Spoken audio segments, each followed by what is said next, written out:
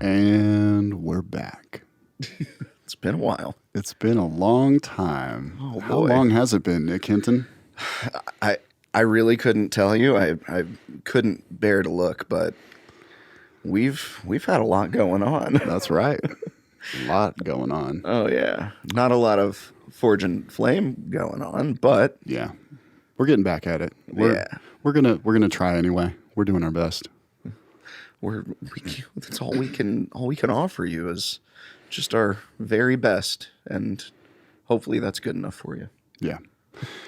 Today we're really talking about me because I'm super cool and I put out an EP.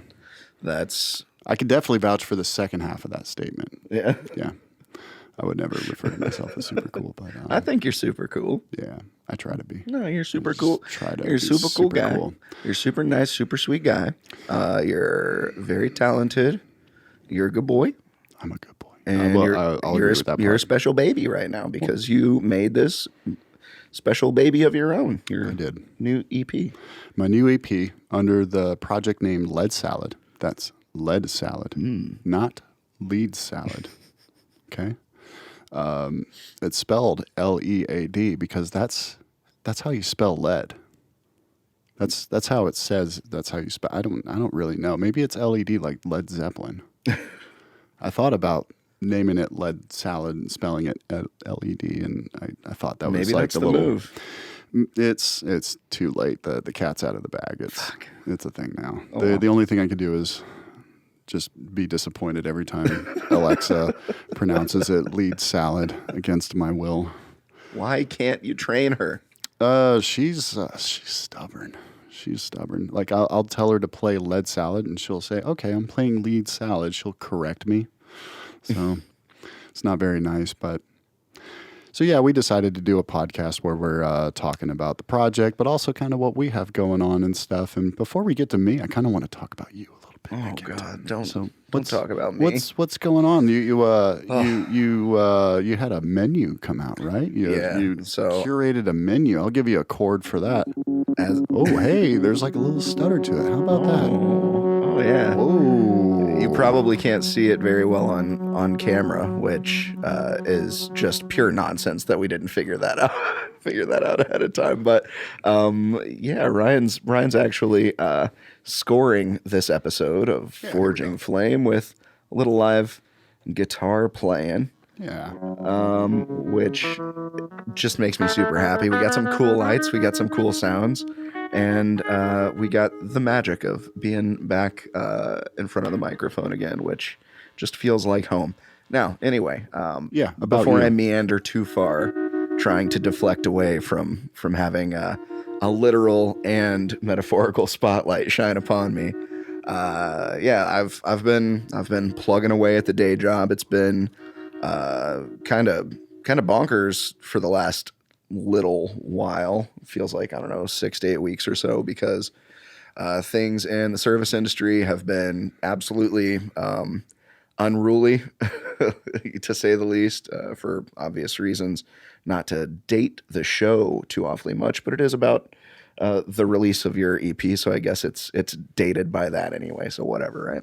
Anyway, so things have been just kind of bonkers all over the place in the service industry. There's not really any way to predict what's going to happen in terms of people coming into your bar or restaurant and spending money at your establishment. So that heavily influences my day-to-day as far as the 9-to-5 gig goes for the old hotel tango. But things haven't been too awfully bad for us for the most part, thankfully. And just a couple weeks back now, things are finally like mellowed out with it, but just released our new fall and winter menu, which is my personal protest to COVID-19.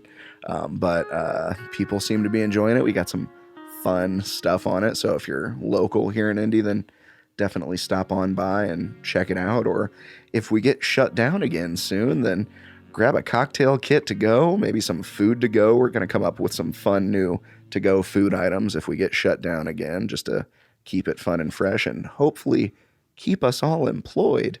But But yeah, otherwise, like I'm personally, I'm pretty thankful for having the ability to get back to my regular gig after being in such an uproar for the last several months. I mean, most of this year, really, and having the creative outlet of being able to create a menu and develop some new food items, which is new but sort of familiar territory for me. Like, it's been good, man. It's been a lot of good for my soul, and I very, very much needed that that outlet in the thing that was making me money, because I've definitely found that I'm not well built for working for other people, just like as a baseline. But if I'm doing something that like feels to me like it's a critical part of the operation, because if I don't feel like what I'm doing is worth something, then what the fuck am I doing? And then B, satisfies like the creative thing, like that, like I can be happy working for someone else for a long period of time if I have those boxes checked.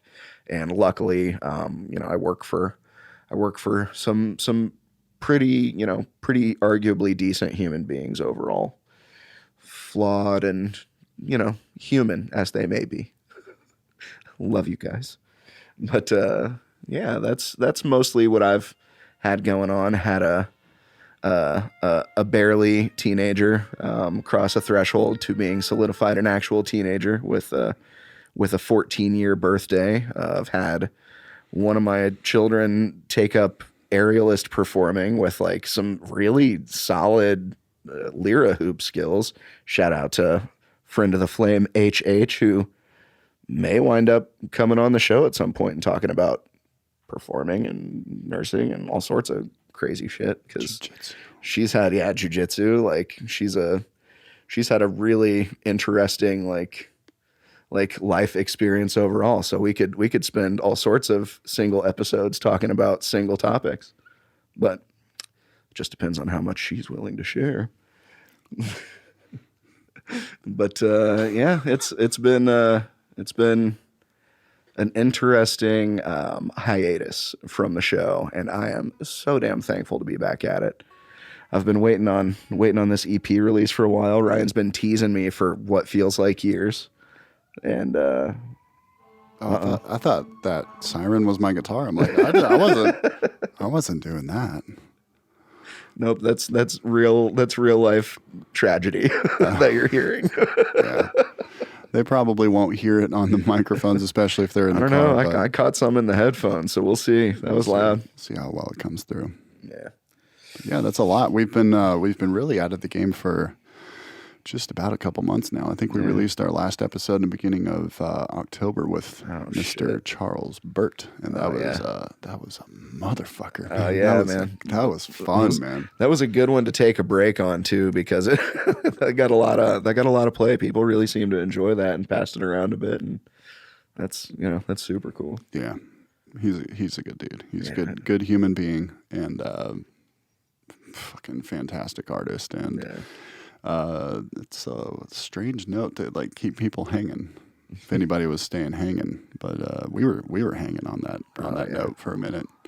Well, I mean, you were kind of under the gun, man. Like you had your release date looming, and still had like you went through so many passes with your mastering. Yeah. Well, there's been many guns.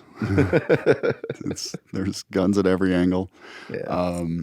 Let's see. Well, in the beginning of October, I got the COVID, so I was kind of out of commission for a couple weeks at least. We probably should have started there. That's the thing that really spawned our hiatus. Was I think, even though I wound up testing negative, I'm pretty sure I got it too. I might have been the one that gave it to you. I am almost certain that you're the one who gave it to me. You fucking piece of shit. I'm sorry, and man. It's entirely your fault because you weren't wearing a mask. Okay? I'm still not wearing a mask. Yeah. You should. God.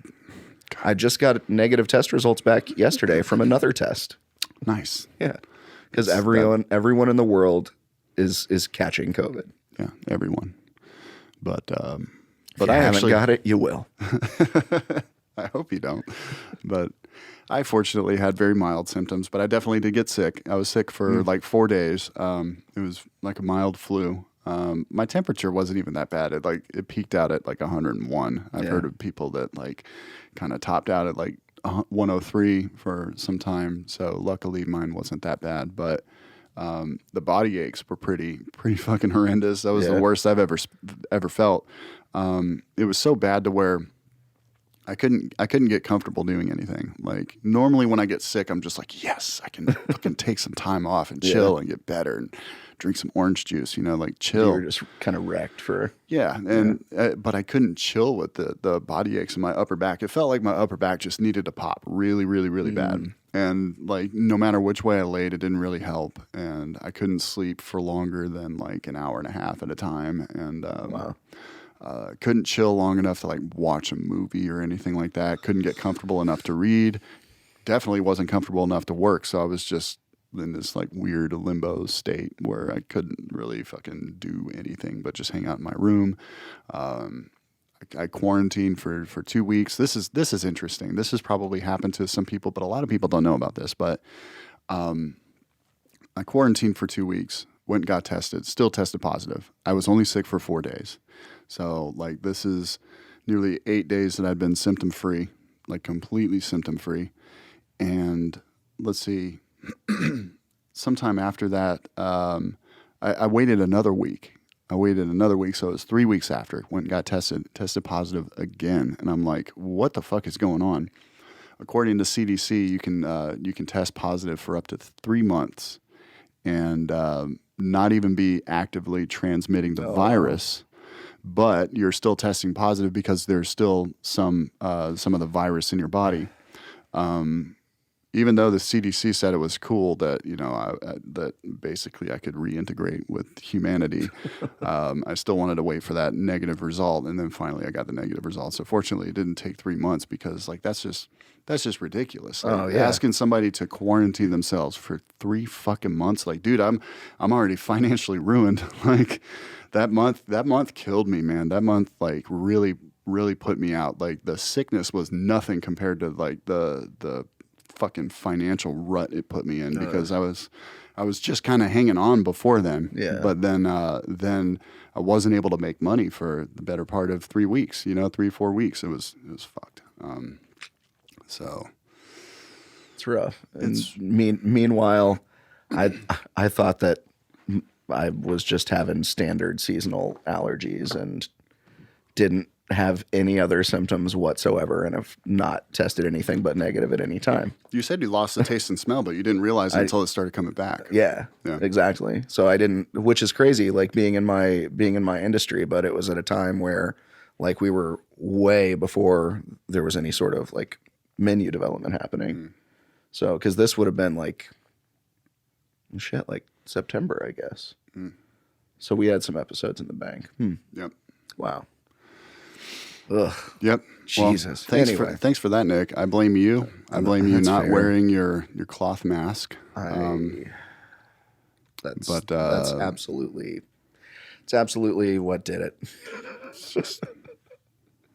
God damn it.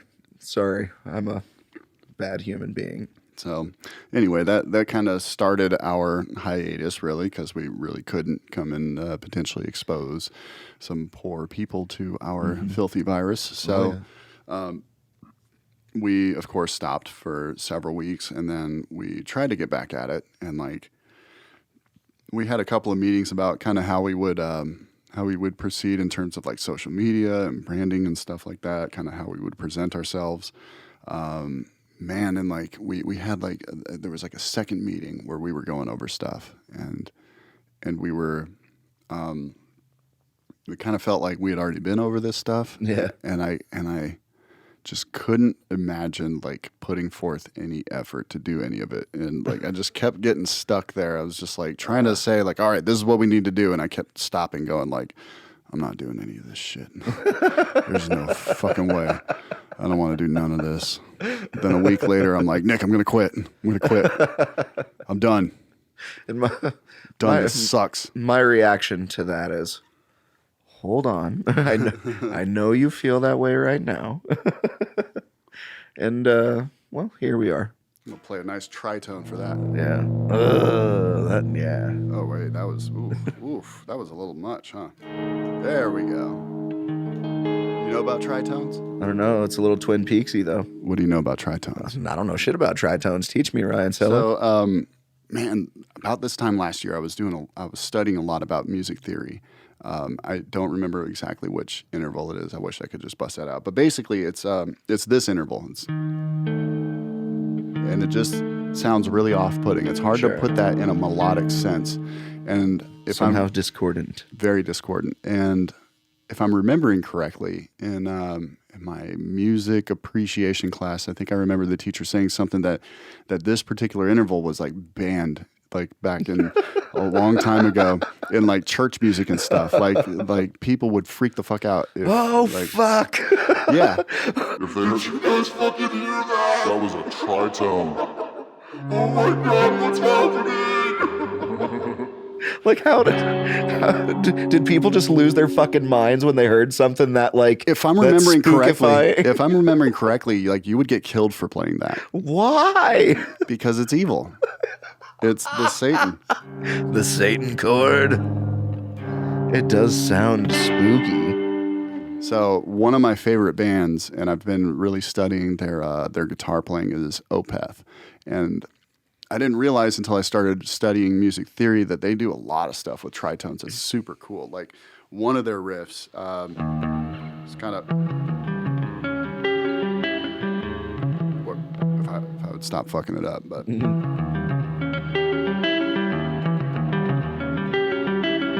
So it sounds a little off-putting, but that's all a tritone. That's like one long tritone. It's a tritone from here to here, then here to here, then here to here.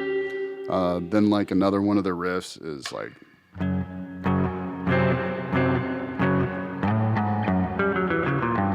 So I love that band because they play a lot with weird kind of weird intervals, weird ways of using the guitar. They're kind of jazzy in a way. They're kind of Latin-ish in a way, but also they manage to use major chords and make them sound very evil. And for the listener that doesn't know, a major chord is pretty much like a happy chord. It's kind of a happy sound, as opposed to a minor chord. Minor chord's kind of a little dissonant, a little more forlorn, a little sad. Yeah. So. But they'll figure out how to use a major chord in a way that makes it sound evil. Like this is from, I don't remember the song name, but.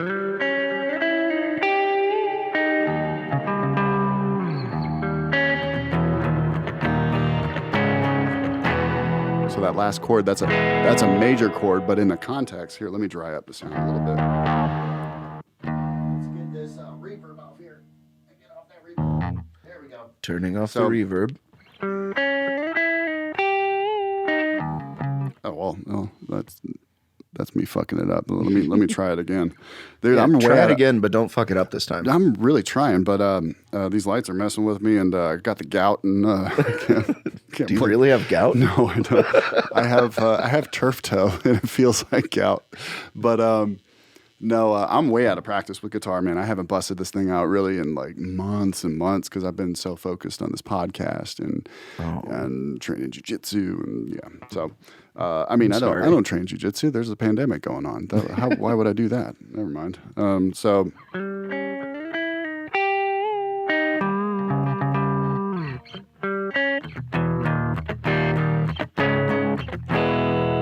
that last chord in the context, it sounds evil, but when you play it by itself, here's the same chord. Right. So, yeah, love those guys. They're great. It's a Swedish metal band. That's they almost like, given like your representation, they almost kind of remind me of something a little Primacy. Does Primus use like the tritone thing too? Is that part of their whole thing? Probably.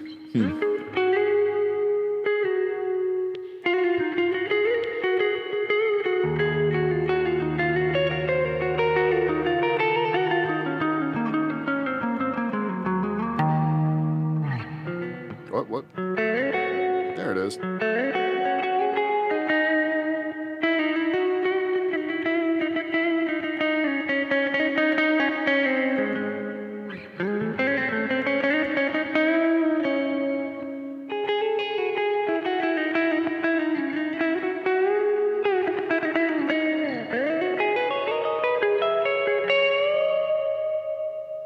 That's one of my favorite leads by them. That's that last part's supposed to be, but I can't play it that fast. I've been trying for years to fucking get it up to speed. But that one, that you can kind of feel sort of the Latin kind of vibe to it.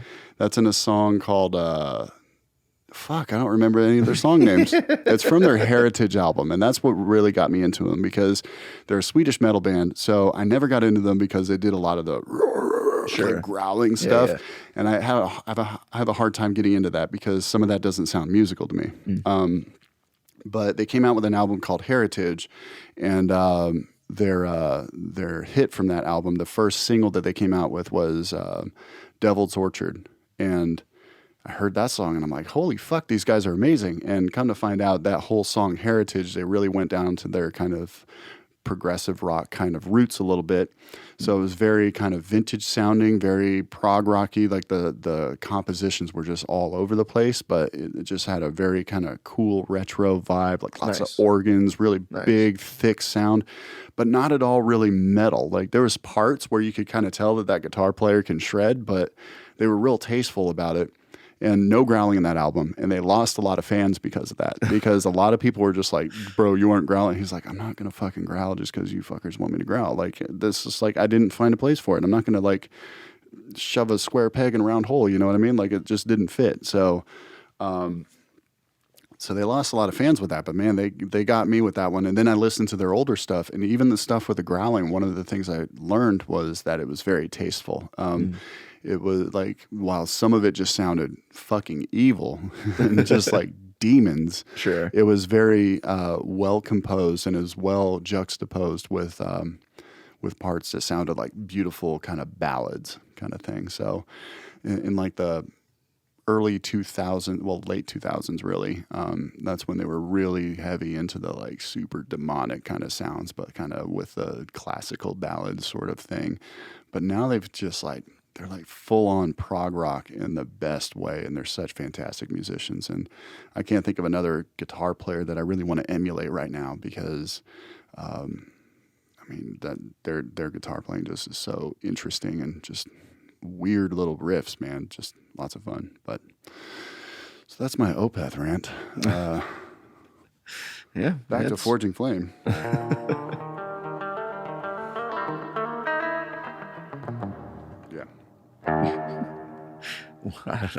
Where do we go from here? We're just gonna disappear into the music. Probably. We're just gonna fade away.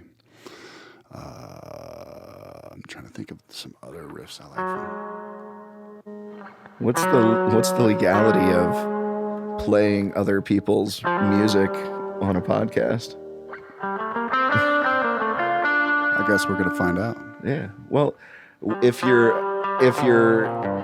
using it to act as an example, like when you were demonstrating the tritone and educational use. Educational class. Yeah. So I know that we can get away with that for sure. Okay. Well, that part's covered. No, I'm sure with my shitty guitar playing here that it's totally fine. Yeah. Like even if Opeth heard it, they'd be like, okay, you're nice, but we're good. And if we ever get big enough to actually have something like that be a problem, we'll deal with it then.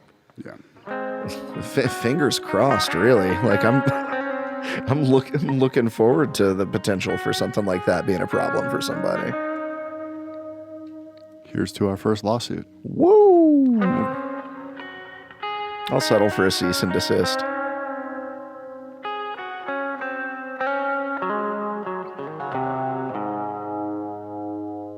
I do remember the name of that song. That's Atonement. Atonement. And I think that's from Ghost Reveries. That album's cool. But we're here to talk about my music today. Man, fuck those guys. Fuck them and their Swedish guitar playing. They're Satan-loving Swedish faces. Dude, their lead singer is so funny too, man. He's got this really deep baritone voice, but he's got the definite Swedish accent. Like, sure. That's a terrible Swedish impression, but like he's just so understated in concert and he's so funny. he said something on there like talking about meeting Fred Durst when he played here in Indianapolis. He was like, I met Fred Durst one time, and he said, hey, man, I really like your music. And he was like, oh, I don't like yours. So Michael Ackerfeld does not like Limp Bizkit. So you heard it. You heard it here sad. first. That's sad. And Fred's such a fan too. I know, man. I don't know if he actually said that. He probably is just saying words because the guitar player's tuning and shit. It's just like, all right. Everybody got a shit on Fred Durst. I know, man. And this was like in it's like 2013, man. Come on, like he's buried. He's under the dirt. You don't have to shit where he finally rests forever. Don't step on a guy when he's down. Yeah, come on, man. Not cool. Hey, synthpad swell. What's this sound? Oh, that's not shit. Okay. I've got some cool sounds on here, man. Oh, yeah. One of my favorite sounds is, let's see if I can find it. Not that. So. It wasn't that one. That's not that one. It's a different one. It's a different one. Which one is it, Nick? Did you try the next one? I found it. I found it. He found it. It's I think you'll recognize this one.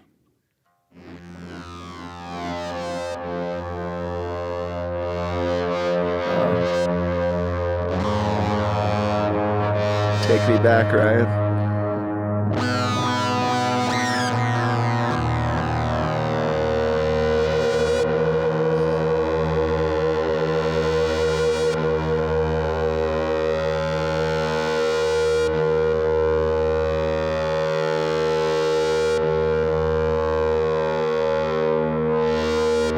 And now back to Forging Flame. Welcome to the Dead Birds Adore Us Ghost Music podcast.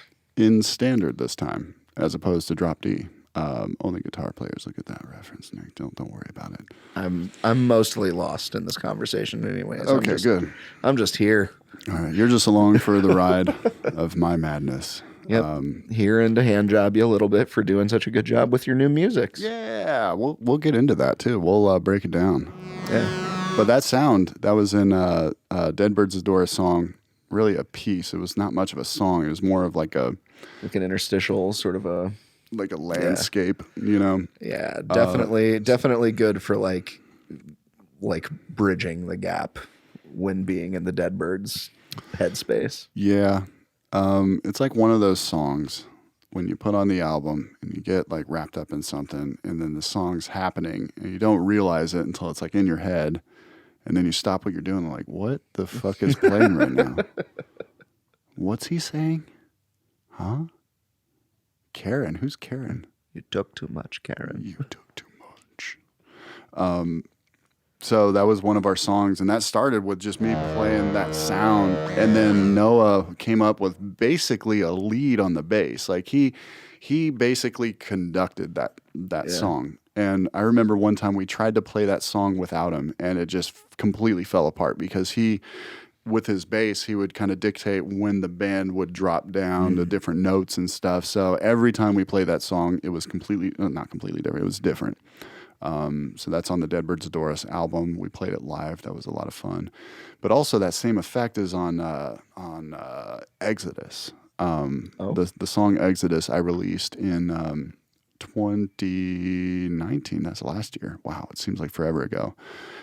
That's actually Exodus is the song for Forging Flame, the intro music. That's part of the song Exodus. But then it breaks into a lead. I don't remember the note. There it is.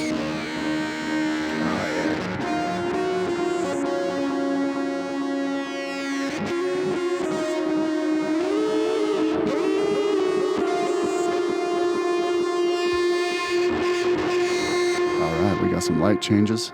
Yeah, that's going to happen from time to time in this I'm episode. okay with that. Enjoy it. When people walk with their heels and you've got sensitive lighting equipment,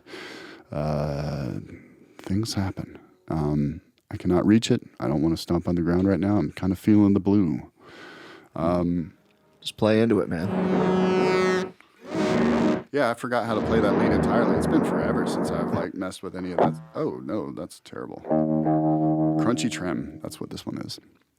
Yeah, I'm running a Boss GT10 guitar effects processor, what Dan Crawford calls the robot. So I call it the robot. It's a good robot. It does a lot of cool shit. It really does, man, for what it is.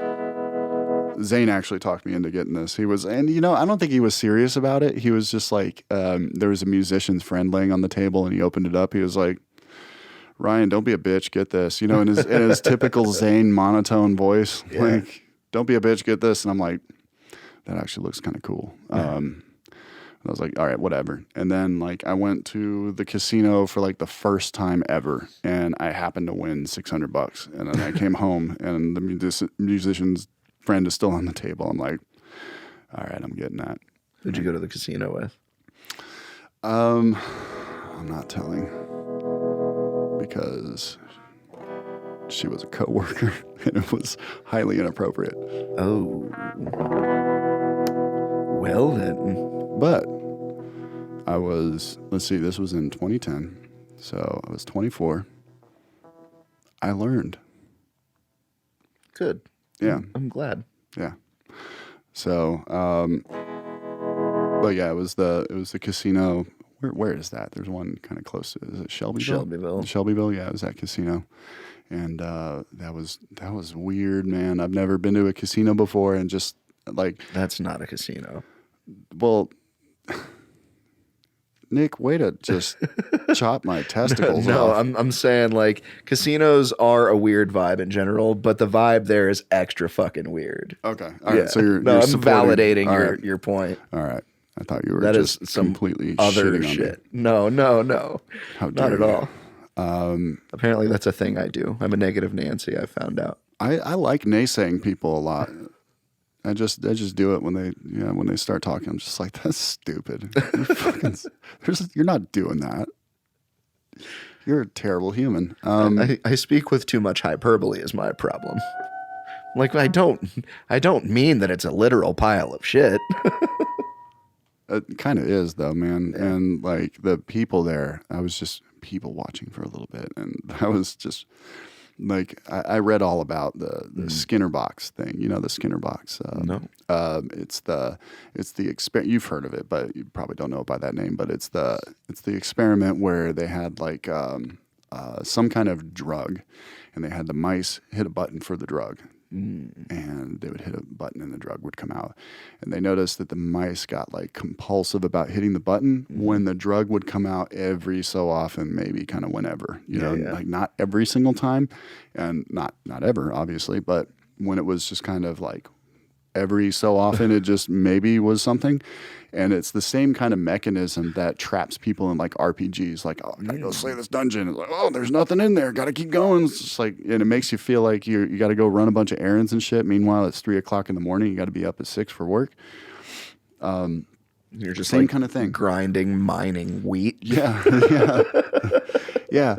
And like these people, I just see them kind of slumped in their seat and just mindlessly hitting the button over and over and over and over, smoking cigarettes. And whoa. The despair is palpable.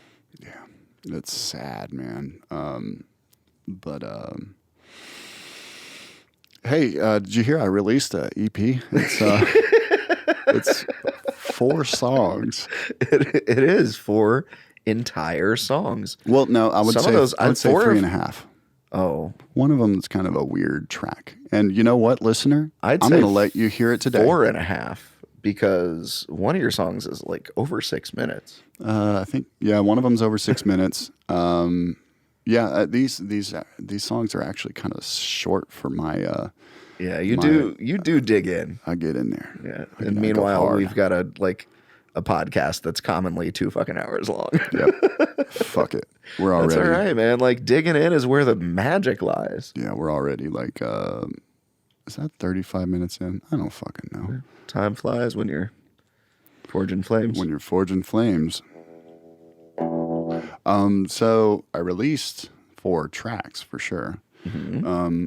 One of them's kind of a weird sort of ensemble of strange and creepy sound effects.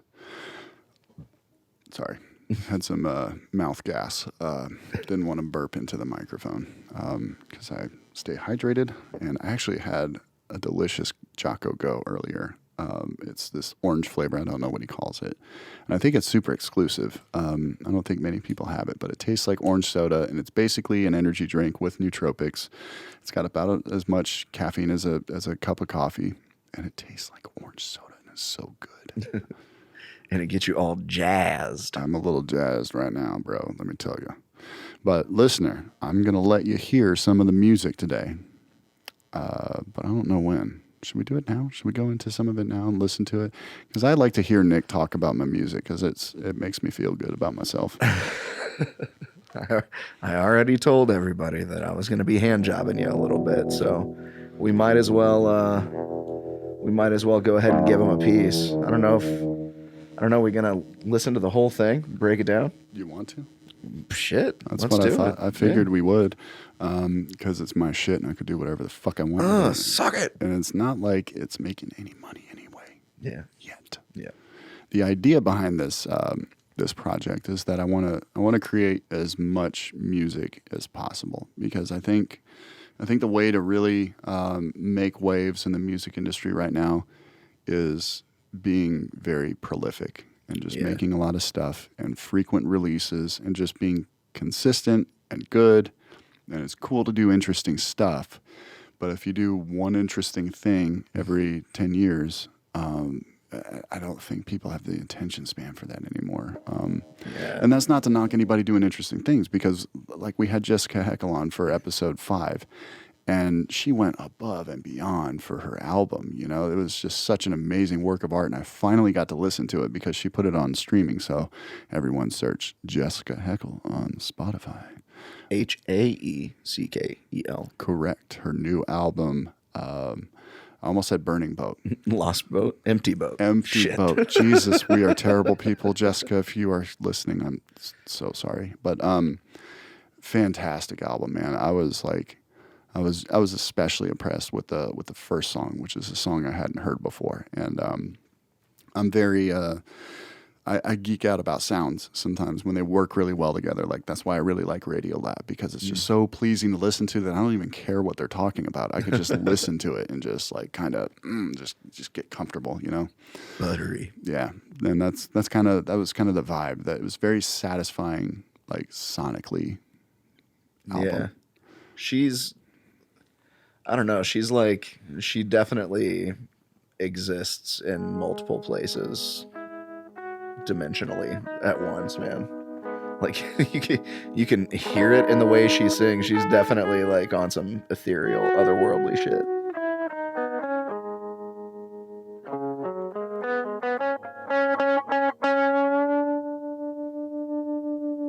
All right, let's play one of my songs. See, I can just do that. That's cool. I learned a lot about scales last year, so I can just like kind of noodle away. I need to refresh my brain about it because like it's been so long that I forgot how they all fit together, but it's super interesting. Anyway, so this is from the Lead Salad EP. The EP is entitled Move On, and the first song is called Cosmic Trigger. Here it is. I just restarted. Hang on. Clean it up in post. Sorry, I messed up. Here we go.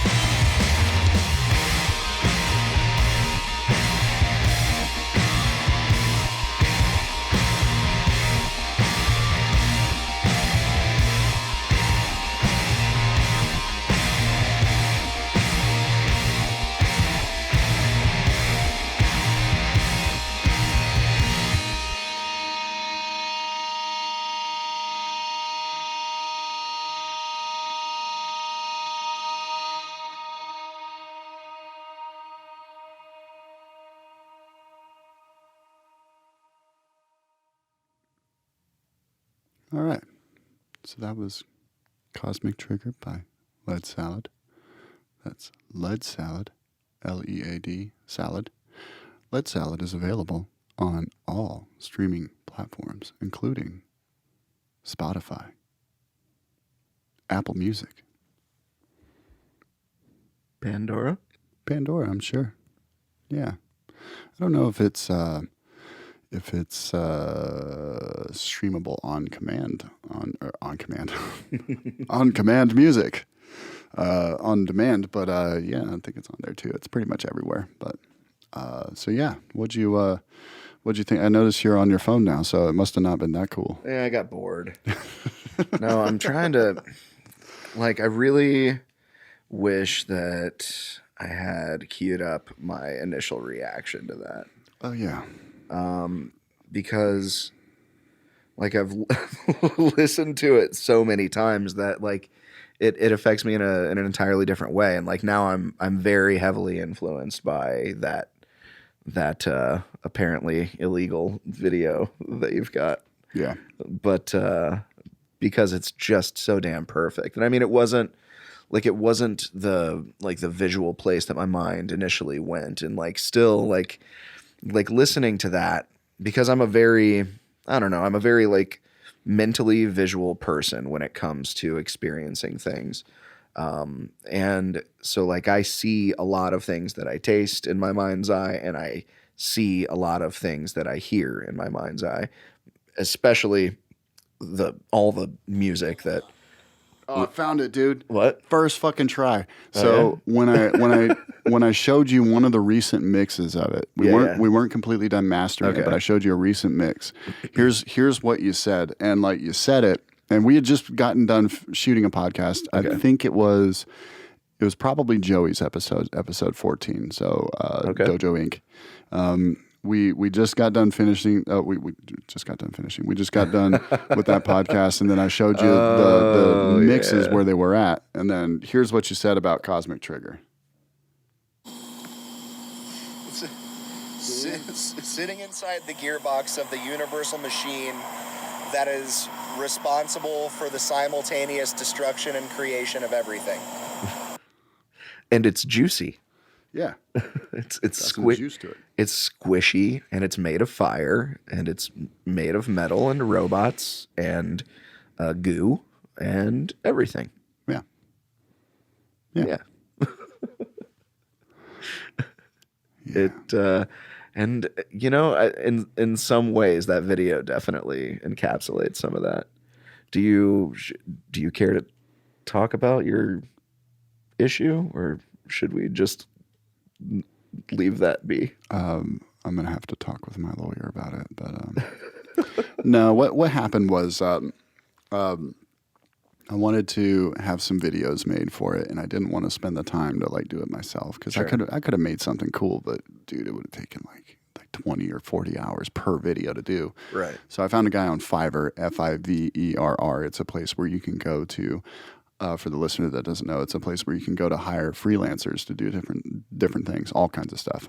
And I found a guy that does you can hire him to do all kinds of stuff. As long as it's digital. There's, like, with the fingers. But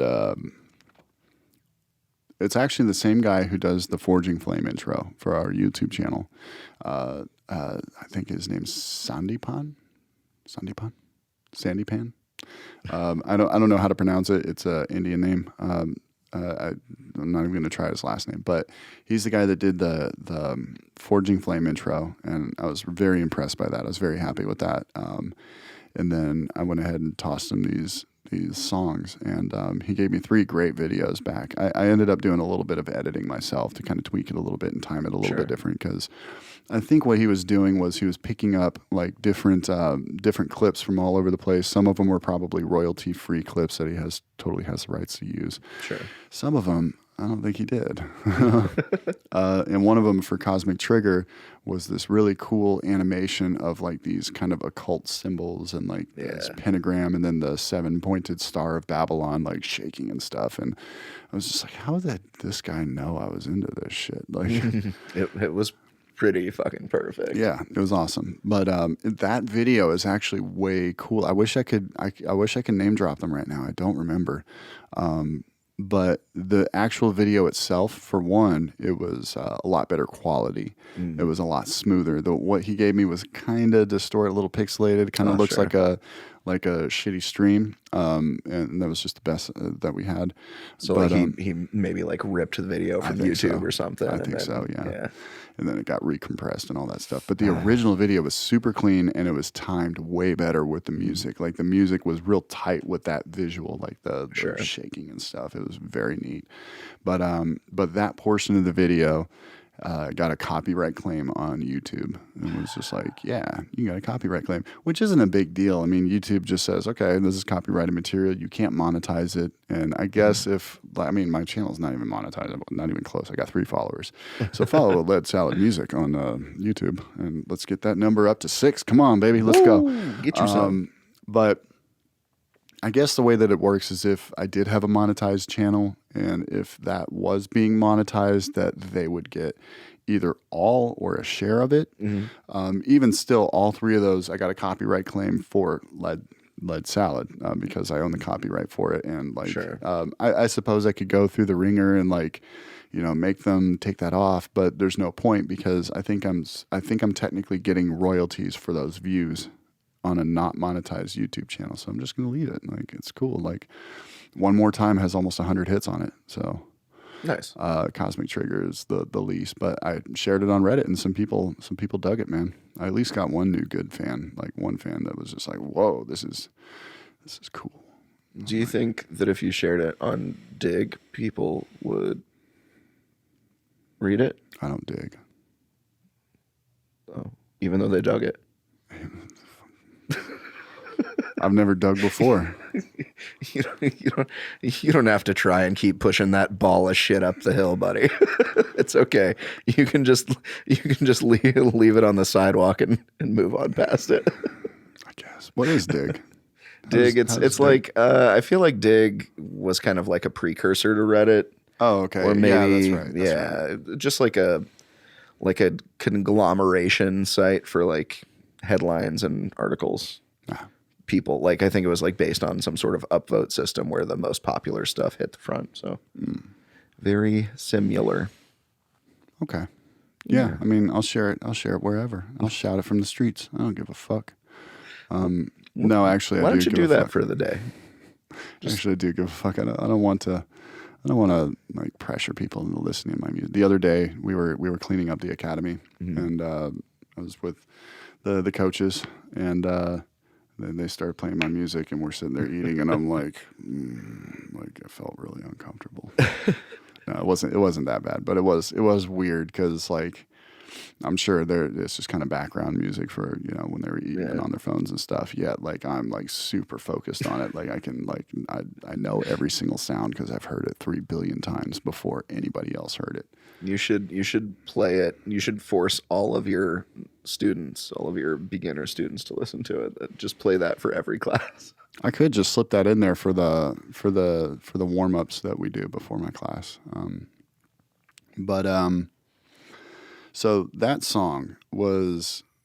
Here's the thing: with any of the songs that I do for this project, there's no predetermined outcome. They just happen, and I just decide whether or not I'm gonna let it happen. I was explaining this on the Mellow and Yellow podcast that I was on last week or something. So that's Dojo Inc., Joey Turner and Nick Orr. They started the podcast, man. I'm on a tangent here, but we'll loop it back around. Well, no, this is a good tangent. Guests, this is a good tangent because when they came on the podcast, I'm going to be totally honest. Like I wasn't sure if they were going to actually follow through with anything because first of all, I don't know the guy super well. Like I've hung out with Joey a couple handfuls of times. Like, sure. He's a fun dude and like he's cool to hang out with and everything.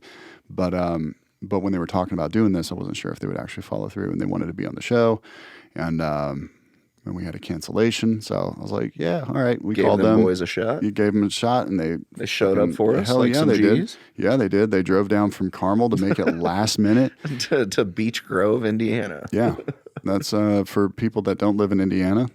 That's long drive. It's clear on the other side of town. Yep, on that other side. But so they came on the podcast, and that was a fun podcast. And they like saw what we were doing, and like it really inspired them, man. Like Nice. They really fucking went for it, man. And now they got a cool space in Joey's apartment. They got some good equipment. They're going for it. And I went on the podcast, and the first 45 minutes, man, we're going great. And like I felt like I was like, yeah, man, I'm a fucking wordsmith. This is just flowing like wine. And I was impressed with myself, especially considering that it was like the end of the day, and I was kind of mentally tapped. I was like not sure if I was going to be able to pull anything out, but it was going great. And then what happened? Something happened with like the video situation. No, the audio stopped for some reason. His screensaver came up. Audio stopped. We didn't know how much we lost, and I told him to save it, and he ended up exporting it and closing down the project. So I was like, "Fuck it, let's just redo it." And then we started over. And what's fun is they had a bag of ghost pepper chips on the table, and they were going to make me eat it at the end, like the entire bag. And I was like, all right, I'm down. So that entire 45 minutes, I'm hungry, and I'm looking at that bag of chips. I'm like, man, I want to fucking eat those. Like, and then when it all fucked up, I'm just like, dude, fuck it. I'm going to start this one by eating it. So we started the podcast, and I just smashed that whole bag of chips. And it was no Carolina Reaper, but it definitely made it a little spicy boys. Oh yeah, they made it difficult to have a conversation. That's for sure. Are we gonna have to up the ante and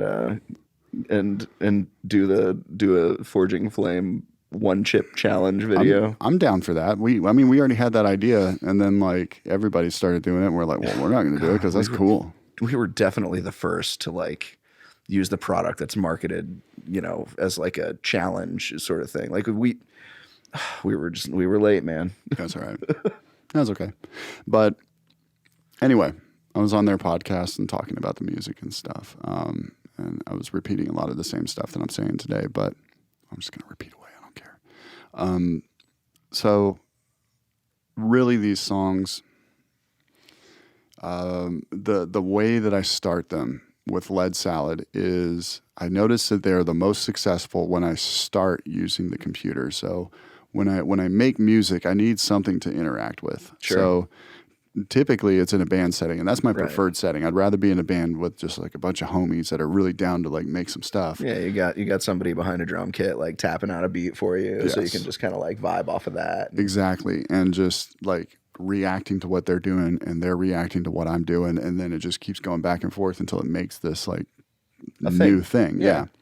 So it's hard to do that when you're playing one instrument. So when I'm playing guitar, I'm in guitar playing mode. So I can put out, but I can't really take much in if there's nothing happening. I can't imagine a beat in my head or imagine something to interact with. I need something to hear. So a lot of times some of these ideas will start on this robot down here. I'll loop a sound. I'll loop a little musical idea, and then I'll start interacting with that and coming up with a lead or something like that. And that's how some of the songs have went. And that's cool. But I noticed when I take an idea that's pretty fleshed out on the guitar, even if it's like looped down here, and I take it into the computer and try getting the computer to react with that, it's hard. It takes a lot of time. It takes it's hard because I don't want it to sound overly one way. I kind of want to have a good blend of kind of a computer music sound and like an analog, like instrument real thing sound. I want it to be a good balance of that. So that song, way long tangent, wrapping it up now. That song was a complete accident. That song started when in Logic, they have what's called a MIDI loops. So for our listener that doesn't know, MIDI stands for Musical Instrument Digital Interface. And what it is it's essentially like I have a keyboard. And the keyboard, when I hit the C note, it tells the computer, okay, play the C note. And then a piece of software will play a C note on whatever instrument. It could be a piano. It could be a bass guitar. It could be a drum. It could be a cymbal. It could be anything. So that's the gist of it. So Logic has these MIDI loops, which are a loop of MIDI data that you can point to some instrument and make sounds. Some of those MIDI loops are supposed to be like piano loops or bass lines or something. I picked one up that was a drum beat, and then I put it into a drum beat machine, and I forget what I think I transposed it or something. So I moved the notes up an entire octave. Okay. And the way that this instrument was set up is it had all these drum sounds, like this bass drum, snare, blah, blah, blah, all these drum sounds. And then at the very top of it, it had a bunch of bass notes, which was weird. So then I put the drum beat up there, and that's the first bass sound you hear in the song. The doon, doon, doon, doon, doon, doon, doon, doon, doon, Yeah. doon, doon, doon, doon, doon, doon, doon. And I heard that. I'm like, oh, cool. Well, that sounds kind of cool. Like, so I kept that.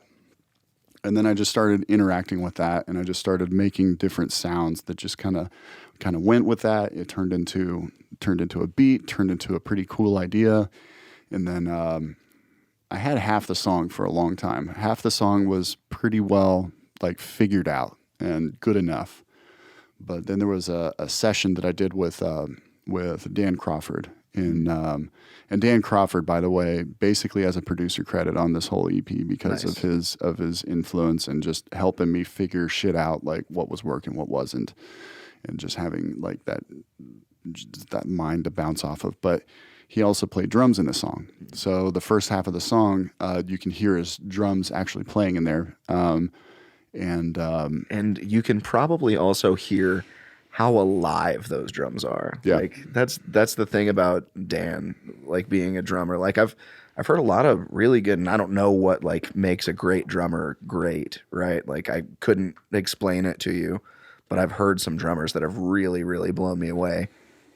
Dan exists on a completely different plane, like above blowing me away, because it's just like his drumming has meat to it. Yeah.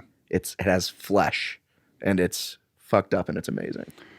Yeah, and I remember the first time that I decided he was my favorite drummer, and it was because of what he wasn't playing. Like, because he was playing with Noah Miles, my friend Chris Taylor, and they were in Chris's garage, I think, and they were playing something real subtle, real quiet, and Dan was just real barely just along with it. You know, he wasn't over the top. Like some of the drummers that I played with in the past, like they wanted to be on top of everything. Sure. Like he was accompanying the music very well.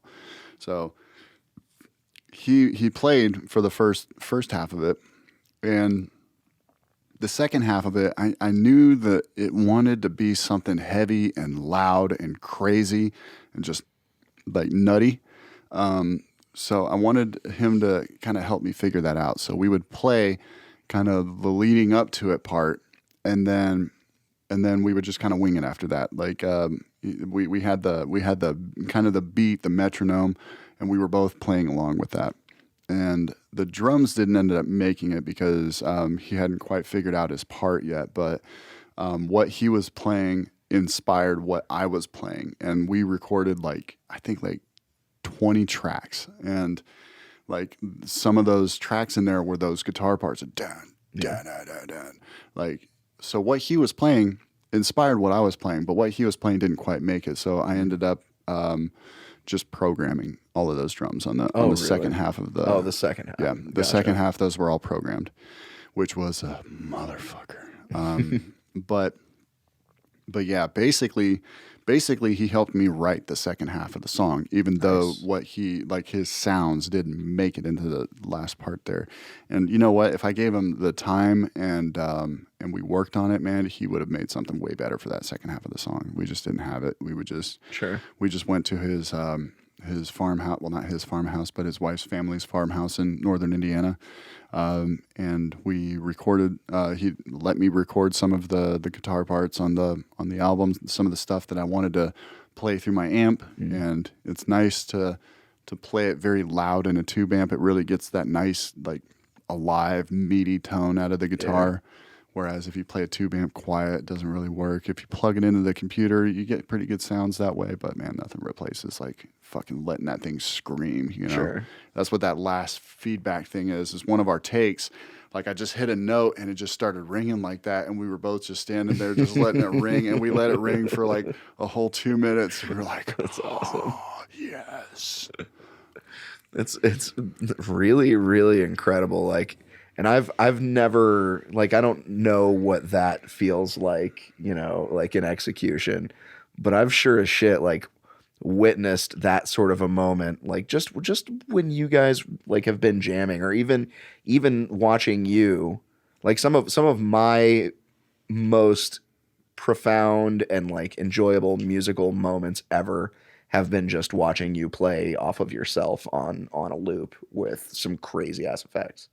But like there are those moments of like perfection where like the thing happens and it wasn't necessarily intended, but what it was just exactly what needed to be. So I can almost kind of put myself there with you guys. That must have been a really good feeling. That was fun. That was a lot of fun. I love playing music, man. I love playing music with people, and like, dude, me, Dan, and Noah especially, we just have such a great chemistry that we can just go. Like, I mean, I'm not in practice right now. I don't think Dan's been playing much drums lately, so he's probably not in practice. Noah's been playing music, so he's in good practice. But still, like, we get in the same room, we're gonna make something weird, you know? Like, it's gonna be something fun. Give you guys like 20 minutes just to like get some cobwebs off, and you guys are getting real saucy real fast. It's normally every time we get together and start playing music, we at least come up with like one or two like new parts, some new thing that we have never discovered before, and we're just like, oh, hey, there's a thing that's new. It's just like being in a mine. You guys are just like chipping away with your little hammers and your little picks. And then occasionally you're just like, oh, hey, there's a diamond. Oh, nope, it's a turd. Shit. It's all a matter of perspective, dear boy. My light caught it funny. It looked like it. Yeah, that wasn't it. But you wanna listen to the next song? Yeah. Yeah. Let's do that. You want to do that now? By the way, what's happening with the video while the song is playing?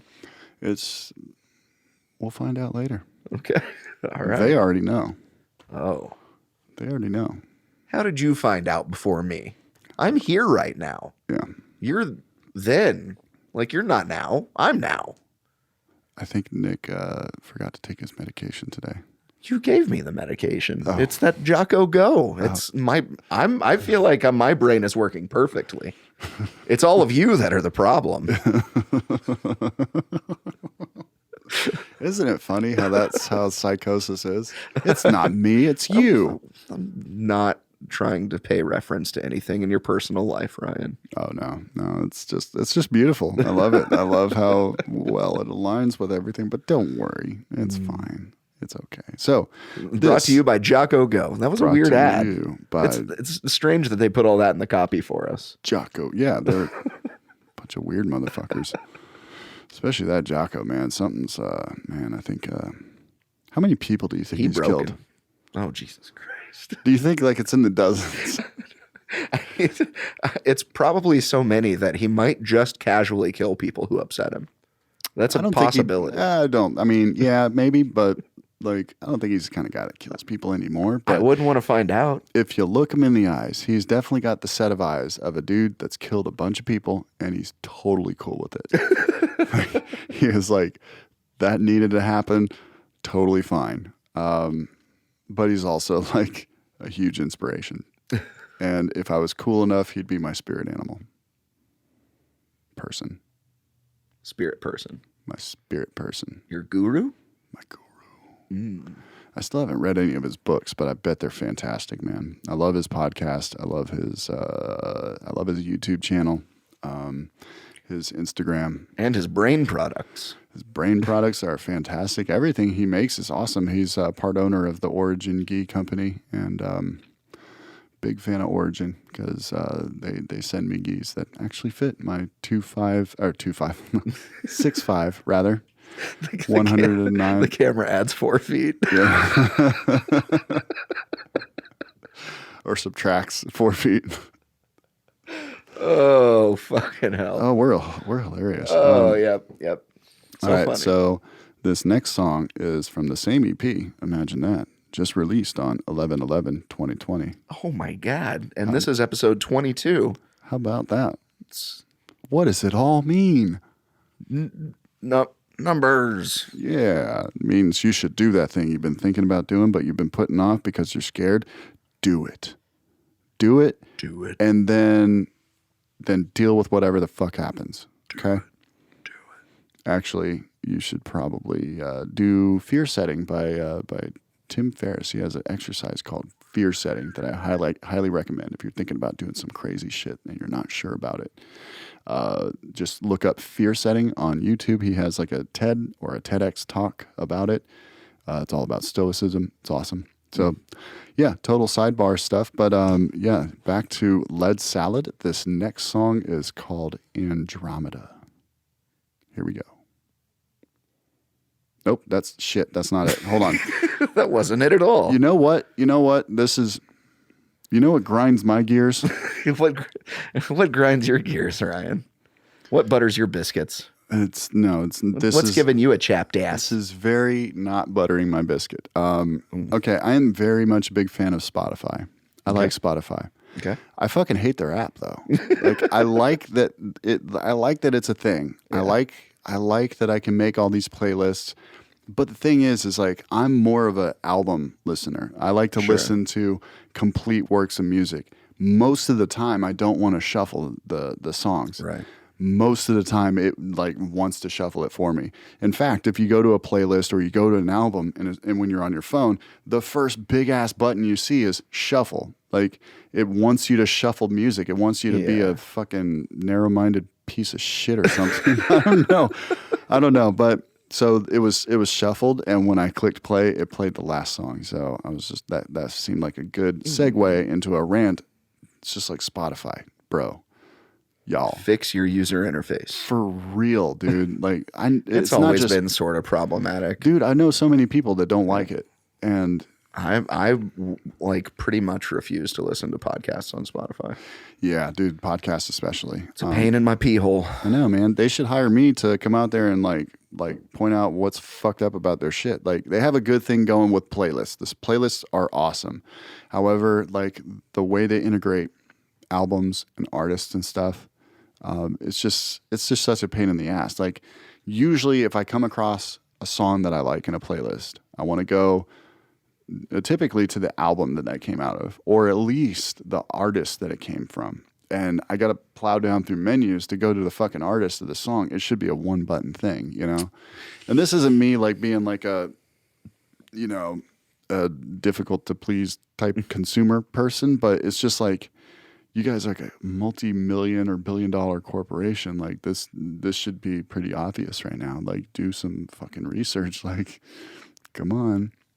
Hire me, man. I'm available. I happen to have a Master of Science in Media Arts and Science. Don't know what that means here, but I could tell you some good shit about where you're fucking up. Yeah, you hear that, Spotify? You're fucking up. You're fucking up. Hire Ryan Selleck. He's a science master. I'm a master. And he's going to fix your fucked up shit. I'll at least tell you how it's fucked up. I won't fix shit. He's going to tell you what you can do and where you can put it. Yeah, I'll tell you exactly where you could put it. So, without further ado, we're going to try this again. I'm going to click this shuffle. Don't shuffle button. By the way, I think that's a setting that you can toggle off. Like, you think so? Yeah, I'm pretty sure. Yeah. Well, let's look. I want to find out so I can share that with the world. Oh boy, we'll see. Wait. Well, surely shuffle you can toggle on and off, but there might be like a different setting that's just like in your account. Yeah, automatically fuck you up by shuffling shit. I fucking hate that, dude. I'll start listening to an album and I'm like, it is pretty stupid. Yeah, and I'm getting into that first song and it goes to the second song, but really it's the seventh, and wait, that's not right. It got me again. I wanted to listen to the whole album. Now I skipped 6 songs. and everything's ruined. Well, I'm sure most of the people making those sorts of decisions at Spotify come from a generation with worse attention spans than ours. So Probably. hard to completely fault them for it. What would be really cool, and I'm going to go ahead and share some of my ideas. Like, what would be really cool is if there was some kind of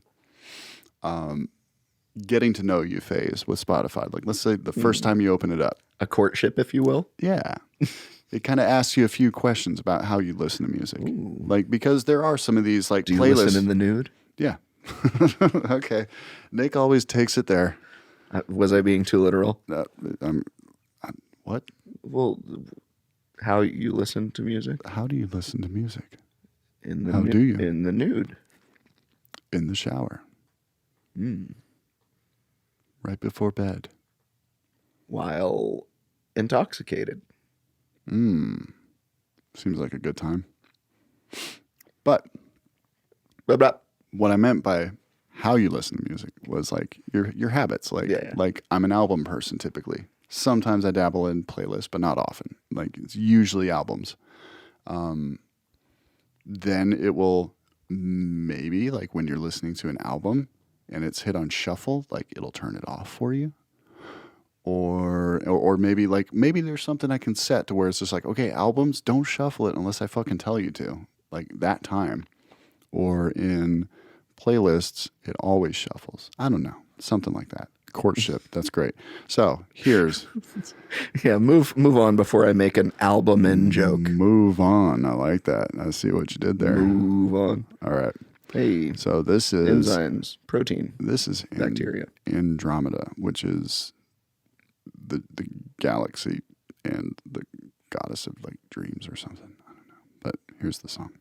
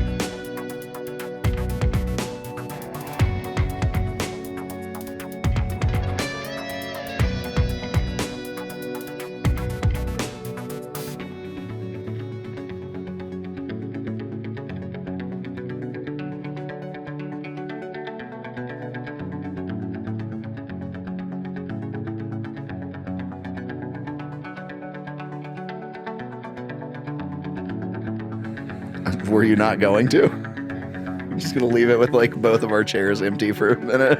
Yeah. I guess not now. That's hilarious. We did get criticized by the Harder Brunch guys for not editing out the bathroom break that took place. Oh, we did. Yeah, they on 2 different podcasts. Chris King brought it up. Actually, he was complimenting us on one hand, and then like shitting on us the next. Not really shitting on us. Is that right? Yeah, but it was a criticism, but maybe worth accepting. Who gives a fuck? Who gives a fuck? I mean, it's kind of the format of the podcast. I mean, Yeah. like the conversation was still going. Yeah. You know, it's not like it was like Take it. complete silence. You Right. know, the conversation was still going, and the conversation was still interesting. You know? Yeah, that was a fun episode. Yeah. But I mean, I guess okay, cool. Now, If I was witty, I'd just have something to say to that. But anyway, so yeah. Andromeda. What are yeah. your thoughts, Nick? So I worked hard on that one. I made that for you. you made it for me. Yeah. First of all, I would love to see this song as like kind of the main theme for some sort of weird like cyberpunk futuristic cop movie. Okay. I'll take that. You could see it, right? Yeah. It's just kind of got that like it's almost got like an 80s sort of a vibe to it, but like hard future 80s, and just like that real like poppy sort of like driving synth that like real staccato beat that kind of like pushes the whole thing along, you know. It's just got like it's got a weird like Miami Vice thing to it. Nice. But yeah, man, like I don't know, you never cease to amaze me with your musical abilities. Well, thank you. I am very amazing. I enjoy the smell of my own flatulence. Mm-hmm. I don't. Most of the time, it's horrible. I don't recommend it. No, that one probably came together the best, actually. Or the best, the quickest, I should say, the most seamless. Like how long would you say start to finish? Oh fuck! There's as far as time in these songs, there's just no estimating. But Yeah. Aside from the last one that's like kind of barely a song, compared to these like first 3, it was definitely the shortest amount of time. That one started with that kind of echoey synth. Came up with that. That's probably a Logic preset, and I would probably catch shit from like, you know, music nerds that like, you know, make music and stuff. They're like, oh, you use a preset, you're a terrible person. Like, that's where I probably started it, and yeah, and then from there, I actually learned that part on guitar, and then I looped it. And then that's where I came up with that lead in the first half of the song. It's kind of a meandering lead. Kind of has a couple of recurring themes, drops out for a little bit, and then comes back, and it has that kind of solo thing. Yeah, that one just came together. That just like that song knew what it wanted to be. You know, once it started, once I kind of got the beat going, it's just like, yeah, it's like a teenager that knows what they want to be when they grow up. It's just like, all right, I know exactly where I'm going. Whereas the next song, One More Time, man, that song was me as a teenager going, I don't fucking know. Like, yeah, like go to college. Okay, I'll go to college. I don't know what I want to do. It's like, but no, that song took a long time compared to this one for sure. Well, should we go ahead and get into it? Because I feel like there's going to be a lot to unpack with that one. Yeah, that one's pretty. You ready to move on to that next song? Ready to move on? Ready to move on. Not just one more time, but twice more times. Oh, hey! So we should listen to this next song twice, then, right? That wasn't what I meant. Okay, we're listening to it twice. We doing the hand thing again? Well, hey, we can loop the track. We can repeat the track. We can just listen to the song over and over for a few hours and just keep talking. I would prefer it if you put it on shuffle. God damn it, Nick. Sorry. Hey, what's this? What does that mean? Ooh. Oh, there's like a little blip there. There's a little blip there. I thought Is it a was, play meter? Yeah, it's like a little sliver there. So some people are listening to it. So anyway, Well, that one's popular. yeah. So this next song's called One More Time. And it's the third song on the Move On EP. And here it is.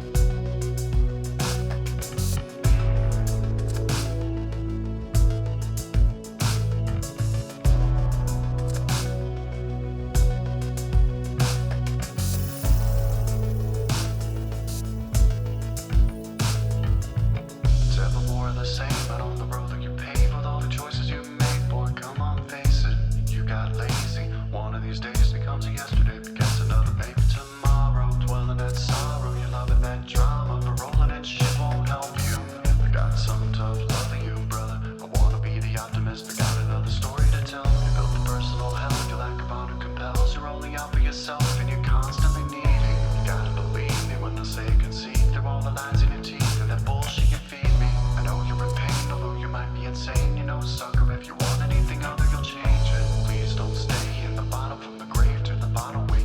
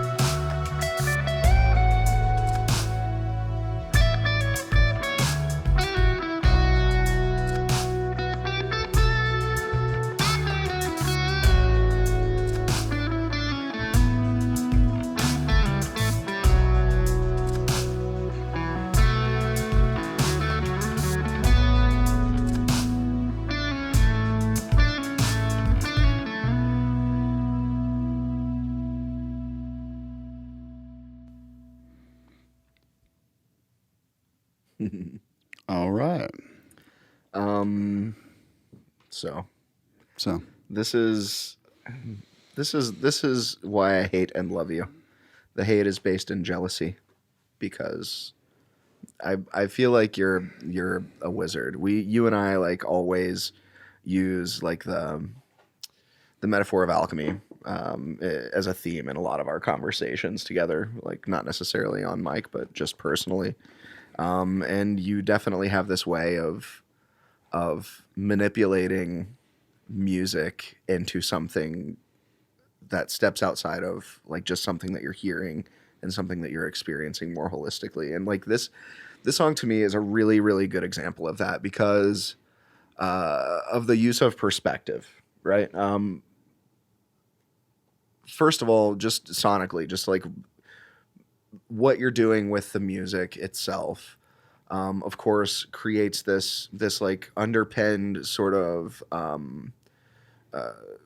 tone that is it's driving and it's kind of relentless and it's motion, or at least very, very unforgiving, and it has this sort of melancholic, like I wish I could be optimistic sort of a vibe to it. There's a lot of resignation. There's a lot of giving in, but there's a lot of moving beyond at the same time. And so the way that I experience this song is I experience from the perspective of the singer. Beautiful job, by the way. You sound great on this song. Thank you. I know the vocal stuff is difficult for you, but dude, shout out to the guy who mixed and mastered this. Yeah. What's his name? Jason? Jason McCulley. JasonMcCulley.com. He is a fantastic musician, and he mixed and mastered this entire EP, and he fucking killed it, especially with the hunk of shit that I gave him for the vocals. And I say hunk of shit, not that it was a terrible performance. Like, the performance was okay, but, like, it picked up a lot of mouth noise. And it was like when he did his thing to it, I'm like, oh God, we got to do something about that mouth noise because it's literally making me sick. I can't enjoy this song and be nauseous at the same time. But yeah, had to give him some love because he is I keep saying that without him and without Dan Crawford, all of these songs would just be half as cool as what they are. This one especially, he fucking went above and beyond with this song. It usually goes back about five, 6, 7 times maybe. It usually goes back and forth. I think we were upwards of like 15 or 20, and it was going back and forth a lot, man. And it was hard, but he did a great job, and it's really his fault that like this sounded so good. So. Yeah, it worked out. He definitely did your vocal abilities a lot of great service, and I say that's tough for you. I mean, I know that's like something that you have a lot of self-consciousness about as you're singing, but you should, man. That sounds great. And I know you had some help, but whatever. Yeah, I mean, it's still you. It's hard. It's hard for my voice to be in music because I have such a deep voice and I don't have a huge range with it. Sure. For a long time, I tried to do things that my voice wasn't meant to do. And actually, what really kind of shifted my perspective a little bit was talking with the lead singer of Goliathon. His name is Chris Probasco. Now he plays in a band called Fine Lines out of Tennessee. Nashville. That's what I meant to say. Indiana? No, Nashville, Tennessee. But like I talked to him, I'm like, dude, what the fuck, man? Because he's if you hear his voice, it's just like, man, what are you doing? Like, what's the thing? Like, do you do some warm-ups? And he's like, no. I'm like, what do you do the day of a show? He's like, I hum a lot earlier in the day. I'm like, you're not telling me something here. Like, what's going on? Like, how the fuck do you just wail like Robert Plant so effortlessly, you know? And he kind of gave me a little advice to saying, you know, just like kind of, you know, embrace embrace your voice, basically. Yeah. Find out what it's meant to do, and kind of work within those confines. He just happens to have a voice that works really well like that. That isn't to say he doesn't practice or work on it, but Sure. he's not the guy that's sitting there la la la la la la la. That's not what he's doing. He's such an outstanding singer. He blows my mind. But anyway, like, it's tough for my vocals to work with the music and not get covered up by everything. And Sure. that's what Jason did a good job of, is bringing my voice out without having everything cover it up and without it being too on top, which, by the way, I'm loving listening to it in these headphones, because these are somewhat cheap headphones. So it's like I'm listening to it for the first time. Like every different pair of headphones sounds completely different to me. The mix sounds really good in these, though, for being cheapies. It does. The vocals sound very forward in these headphones, but in my car, the vocals sound a little subdued. Like if I heard the mix on these headphones, I would have said, "Oh no, turn the vocals down." But no, it's at a good place where, of course, the mix is going to sound different in different circumstances, but it still kind of works. It's a little forward, but it's not too hot to me. Word. I very much like when vocals are not like the spine of the song. I'd much rather them be like decoration, Well, and that's a good segue back to the point I was getting into, as well as that. So you've got that perspective of you, right? The person singing the song, and the vocal effects lend to it, right? But you've almost got this omniscient perspective. You've almost got like the godlike perspective. And I hear that tonally in the music that's being played. I hear that in the landscape of the entire song. And on the other side of that, I also have the perspective of the person being sung to. And I hear that tonally in the music and the landscape. It's actually multiple people. Well, I save the interpretation, for the listener in that regard. I think everyone can identify with that song, like in their own life or whatever. But Right. And I know plenty of the origin of this track, but for keeping it simple, I'll just refer to it as a singular unit, when you could look at it as a cluster of people, afflicted by similar forms or of a malady, right? Or The malady. whatever the case may be. But so hearing those dual perspectives in the lyrics, but also in the music itself, is really it's just a powerful thing to experience. And if you didn't hear that, then seriously pause this, go to Spotify, type in Lead Salad, and go and listen to the song one more time, One more time. or two more times, 2 more times. or 500,000 more times, because that'll only help out Ryan. Oh, hey, and the lyrics are available at leadsaladmusic.com. Hey. And it's covered with an SSL, so it's a secure website now. Hey, Secure. don't get hacked at leadsalad.com. That's right. And you can drop me a message there. So type some weird shit in there, man. I finally got that fucker to work too, man. That was a bitch. Getting contact forms to actually send emails to you is kind of a motherfucker if you don't know what you're doing, like I did. But anyway, I appreciate the kind feedback, Nick Hinton. Yeah, You for were sure. actually one of the first people that I showed any of this stuff to. I remember when I first wrote like a section of that. I guess you would call it a rap. It's kind of rapping, but it's kind of singing. It's got a rappy vibe to it. It's got a rappy vibe, but it's also got a singing vibe to it. Do you hear that whistling? Nope. Oh, I'm going insane. That's it. I'm gone. I'm gone, you guys. It's finally happening. This is real. So, yeah, the first section of it, I remember it was in spring of 2016. And that's when I showed you the first section of it. And this song is, if not 12 years, nearly 12 years in the making. It started around 2008. And it started with a Reason beat, and there's actually some of the Reason preset sounds still in the song. Like in the first like sound that you hear, that's something that originally came from Reason. Nice. Reason's for the folks listeners that don't know, it's a digital audio workstation. It's basically something you can use to make music. But back then, man, it only could do MIDI stuff, like we talked about earlier. It could only do MIDI. It wouldn't really record anything. So I started it on there, just kind of making beats.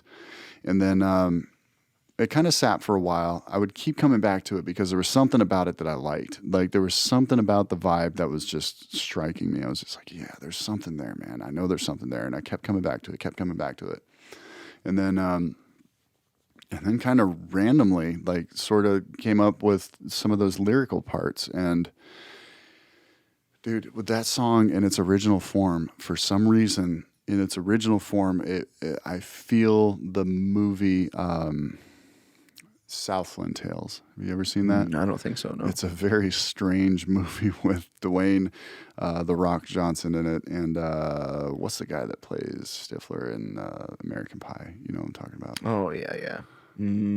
Something, that Yeah. guy. He's in there.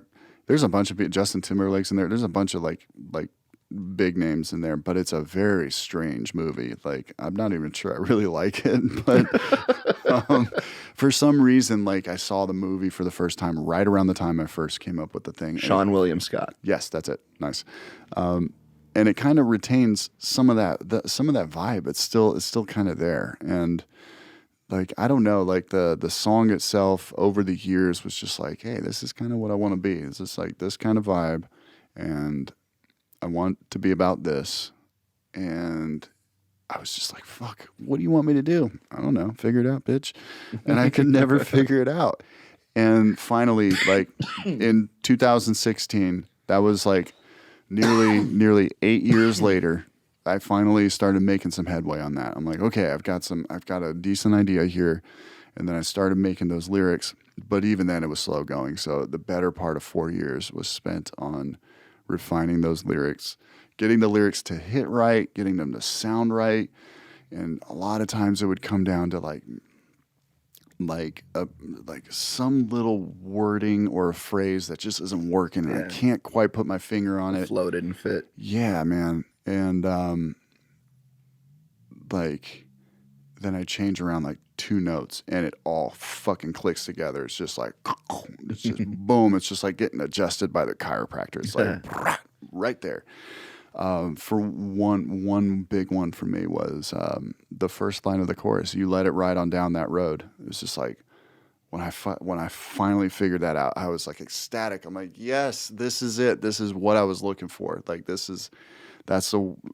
that's the kind of phrase. Like it's just like, yeah, you're gonna keep doing that thing. You're gonna keep going, and it's really up to you how far down you're gonna take it. Like it's, dude, you're calling the shots here. Like it's all you, buddy.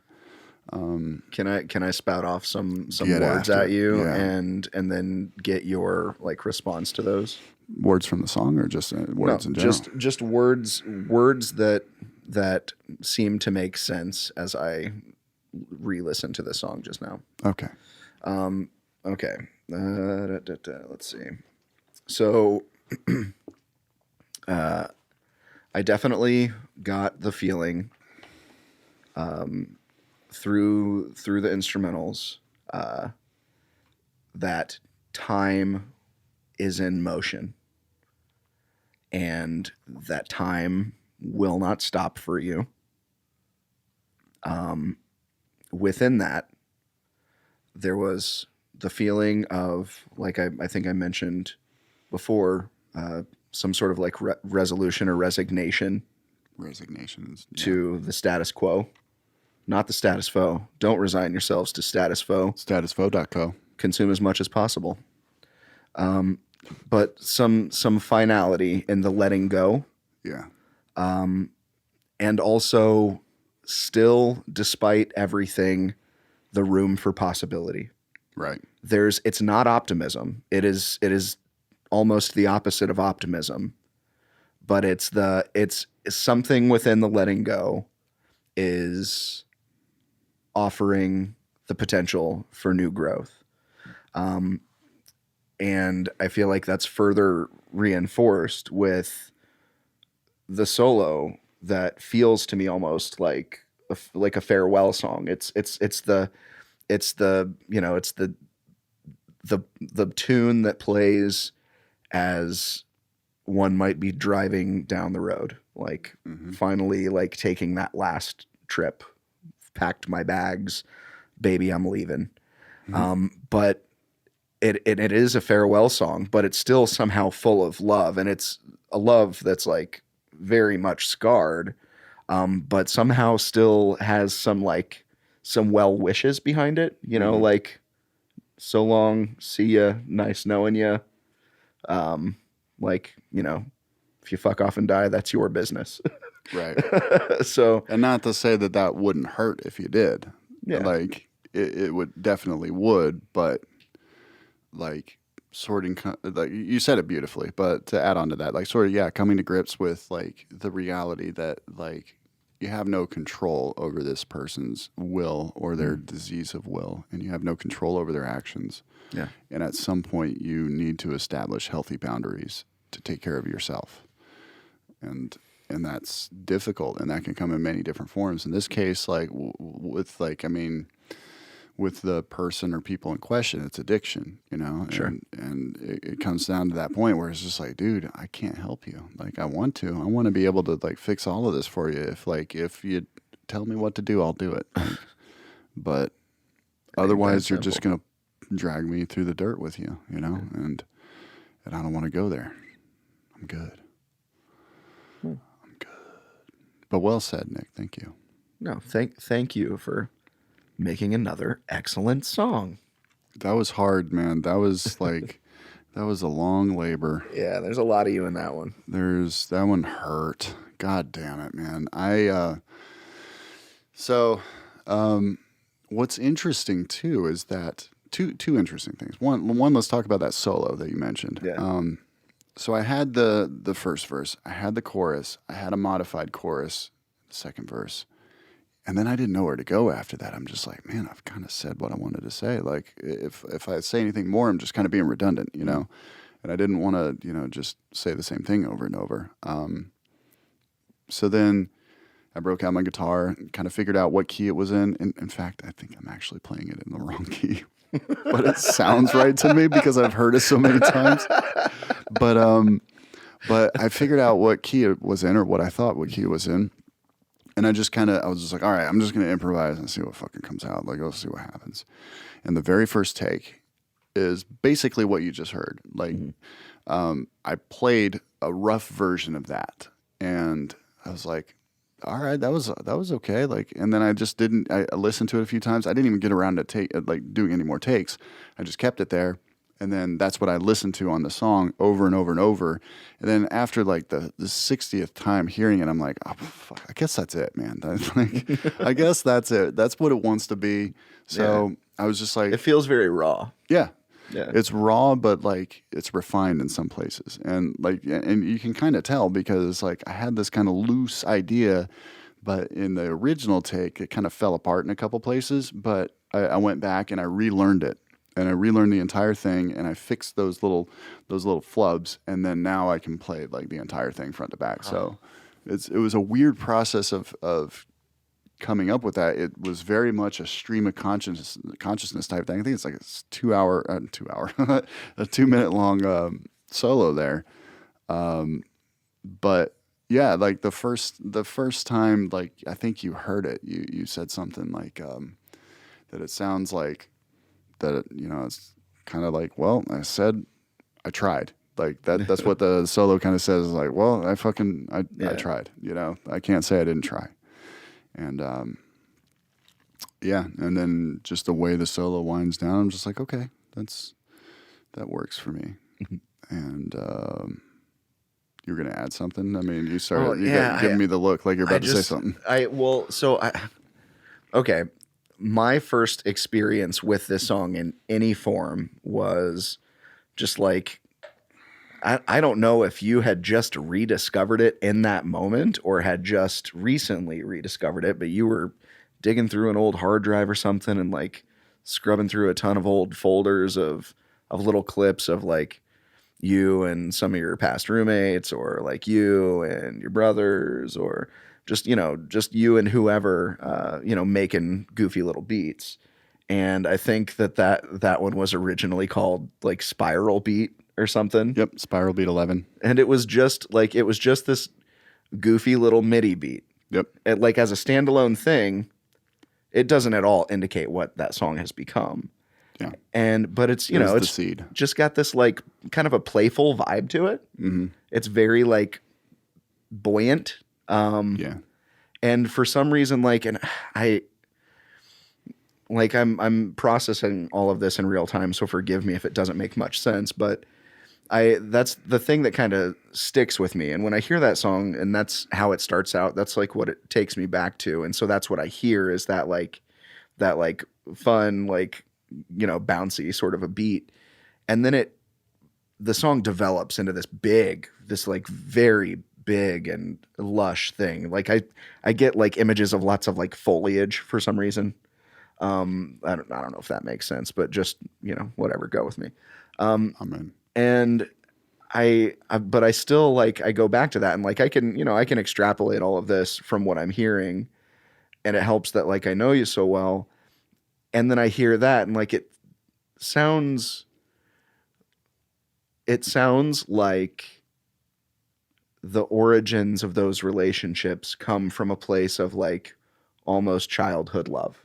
Mm-hmm. Like, and that's why it hurts so much, is because, oh fuck, this is getting me weirdly emotional, even just like thinking about this. But it's like the root of that thing is like coming from such a pure and unadulterated childlike place that it hurts so goddamn much that you have to let go. Right. But it's just what needs to happen, because like, you know, you can't fucking ride that ship down. God damn it. I actually cried. What the fuck is wrong with me? Ugh. I made water come out of your face. I knew it was going to happen. That's all right. Your music moves me, Ryan Selleck. Well, thank you. That's cool, because I work really hard on it, and I just try to be like authentic about it. I try to let the music be what it is and what it wants to be, and yeah, man, a lot of my ego's wrapped up in it, you know? Like, sure. I don't want to fucking work so hard on something and suck at it, man, you know? So there's definitely, but like, validation certainly isn't the reason for doing it. I can find way easier fucking ways to get validation than to sit and sacrifice so fucking much to make a song, you know? Especially when like so much of your process is like mental self-abuse too. What you put yourself through mentally to make a piece of incredible music is really, as someone who loves you and calls you a friend, it makes me concerned for you, Ryan. It is concerning. It's absurd. But on the other side of it, it seems for me as the consumer like it was all worth it. Yeah, sure. Yeah, it was totally worth it. Meanwhile, Ryan's like standing on a ledge, just like peering way too intently down. Down the abyss. Should I go? Huh? Nah, keep around a while and keep making music like that. I'll keep trying, man. It's as far as the validation go, this is a topic that came up on the Melon Yellow podcast. It's like it's tricky to deal with that, because like on some level, like there is kind of a need there to know that like hey man, like you're not sucking right now, you know, because being an artist and being a musician at its lower tiers is such a discarded and not appreciated thing to our economy. And it's tough to get excited and get up for like something that isn't generating money. And the general consensus is if it's not making money, it's not important.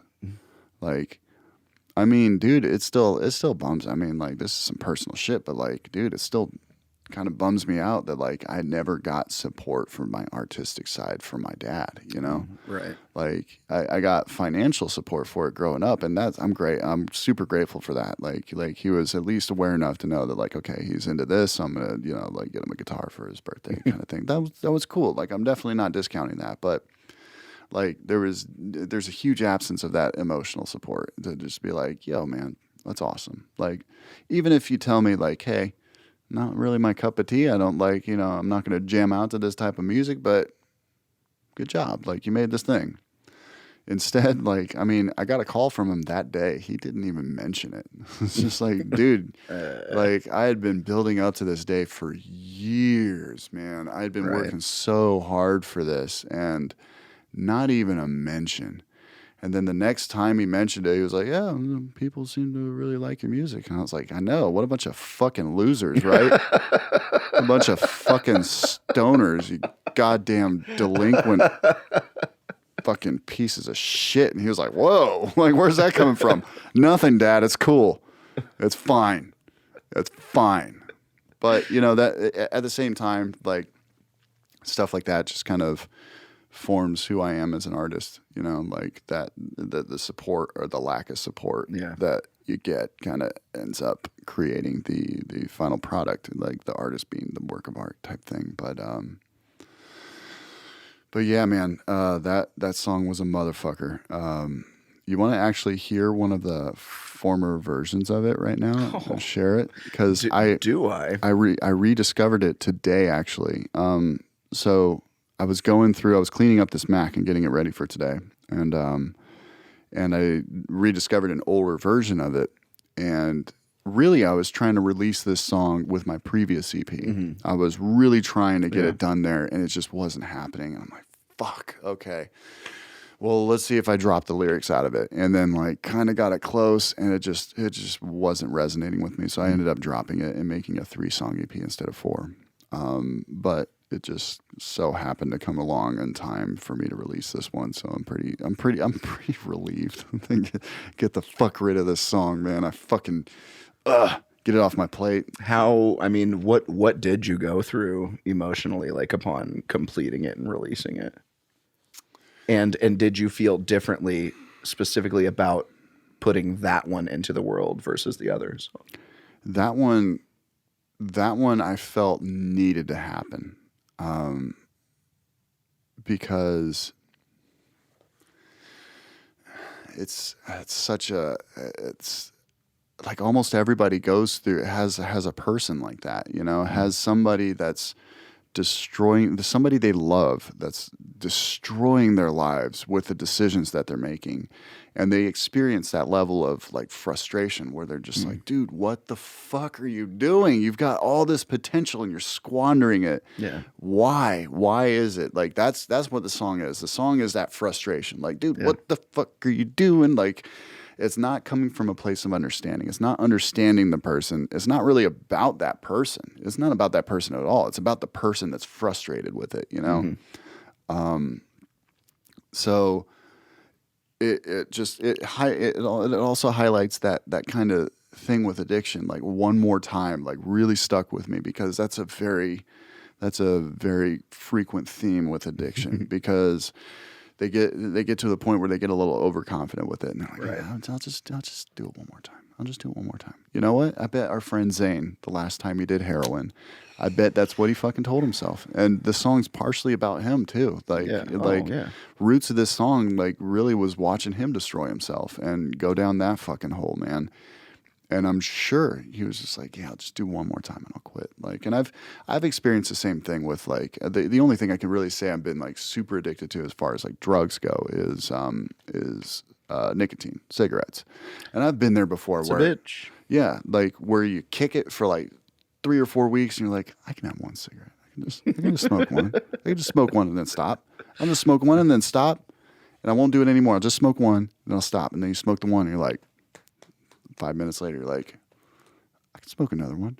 I can smoke another one and then stop. I can just do one more time.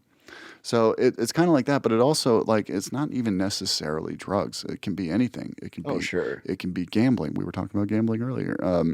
It can be social media addiction. It can be video game addiction. It can be any type of addiction or destructive behavior. But it's really just about like watching the person do it, watching the person destroy themselves that you love, feeling powerless to stop it, and ultimately making that decision to place boundaries, because their behavior is not only negatively affecting themselves, but it's going to inevitably negatively affect the people around them as well. They're going to bring everybody around them down. So it's unfortunate. That's such a painful decision where it's just like, bro, I gotta let you go. Sorry. I tried. Is what it is, bro, chacho. But let's listen to an older version of it. So this is from August of 2018. I'm not going to play the whole thing. Just give us a taste. A taste of the beat and a little bit more preface. No, I'll actually give a taste of the beat and then we'll talk about it. Okay. So maybe like, I don't know, 30 seconds or so. So same sound in the beginning.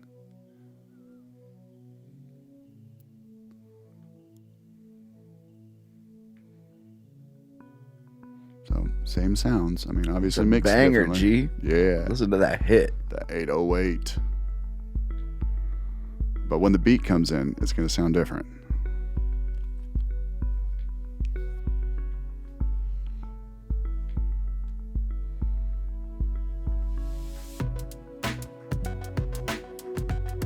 See, I just want to dance now. Yeah, this one's... It's got a different vibe to it with the way the vocals are and everything. I wish Noah was here to drop a freestyle. Oh, I think this one actually does have vocals on it. Let's listen to that.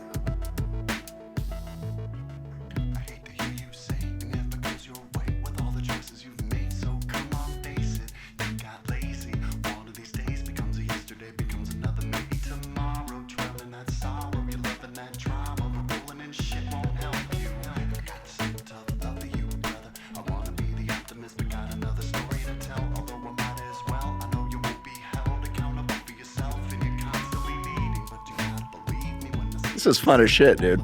It's crazy. If you don't release this as a bonus track on your next EP, you're fucking up. Nope.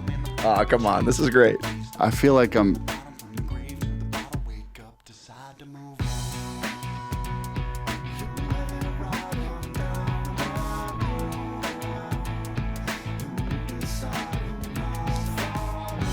I can hear the difference in your overall discipline in this.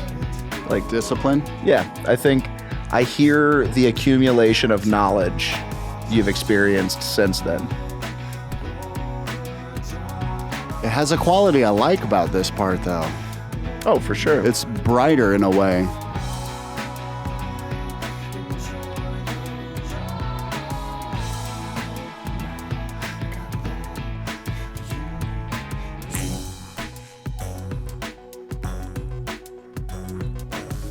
Gotta get some Daft Punk in a One More Time song, man. Come on. Gotta get the vocoder, son. I think my voice changed a little bit since I recorded this version. So that one, that was in 2018, and that's where it was then. And that beat is very much the same as the very first one you heard, which, by the way, to loop it back there, my brother Nick Martin actually helped me in making that initial beat. Like that's why it was called Spiral Beat, because we were trying to start a production company called Spiral Knots. And, and so we would make beats and we would just like kind of fuck around. Like I would fuck around and he would fuck around and I would fuck around and he would fuck around. None of the stuff he actually like contributed actually made it into the thing, but like, but it was something that him and I were kind of bouncing each other off of each other. But that eventually turned into this. I basically rebuilt the beat using Logic and got it closer, got the guitars, all that stuff, but it just wasn't doing it for me. And I just hit a point late last year where I'm just like, what the fuck do I have to do here? Like, what is it? Like, what needs to happen? Because I want to get this out there, but I don't want it to suck. I don't want it to be okay, So what I ended up doing actually is I was playing it on guitar and I looped a part on guitar and I was playing something and then I recorded myself singing over it on my phone. And then I just listened to that for a while. I'm like, fuck, okay, these parts are working. Like these stripped down parts, these are working. So then I just got in the file, I made a copy of it, and then I just started ripping shit out. I ripped. I just went back down to the very basics, and then I just rebuilt it up from there. So the beat completely changed. It's a much darker vibe now, which is really what I wanted, was a dark vibe, which that old version is just kind of like a little goofy, you know? Right. Real, I think the way you described it before was a little 8-bit, 8-bit type of beat. In a sense, you know. Kind of clunky, and it's really that hi-hat. I didn't want to let go of that hi-hat because that hi-hat had a really interesting pattern, and I really liked that. And I was really trying to make that work, but sometimes when you're working with this stuff, you got to fucking yank out what you think you really want to keep with it. And sometimes you have to hit that point where you really have to think about like what's really working here. Yeah. Is this getting in the way, or is this helping, or is this? Can I make a whole song with this hi-hat? No, I cannot. But I can take these parts that are working and I can make that a song with nothing else. It's not going to be a very good song, but so yeah, that one was a motherfucker, man. That was, I think we covered all the bases there. It's tough. You asked a question about, kind of how I felt about it, and then I said something like I felt like it needed to happen. Yeah. And then when it was done, did you feel release? There was stages of that. Like sure. each step. Once I like cleared a plane, it was just like, oh fuck, okay, God, thank God I got that shit figured out. Like, all right. Then it was just, and then I would figure the next thing out, and it was rough towards the end, like with that mixing process, because I'm not very familiar with like the mixing and mastering process of it going back and forth, and I'm not sure what to expect a lot of times. But that was rough because the outcome started becoming a little like, kind of unexpected. Like I wasn't gonna have control all of it. So it's hard to let go, bro. It is. So there was stages of that release, but at the end of it, it's hard to describe. It feels like something that was already there. Sure. Like listening to the song after actually releasing it, after actually finishing it, and like listening to it, it doesn't seem like me anymore. It's just it's become its own thing, and it feels like, and I said this on a previous podcast, it feels like I had nothing to do with that. It was just like it was like I was possessed for years, and then and I mean, especially when you're talking about like the length of time that something like this takes. I have power. I'm sure the stomp didn't come through on mics, but visually it worked.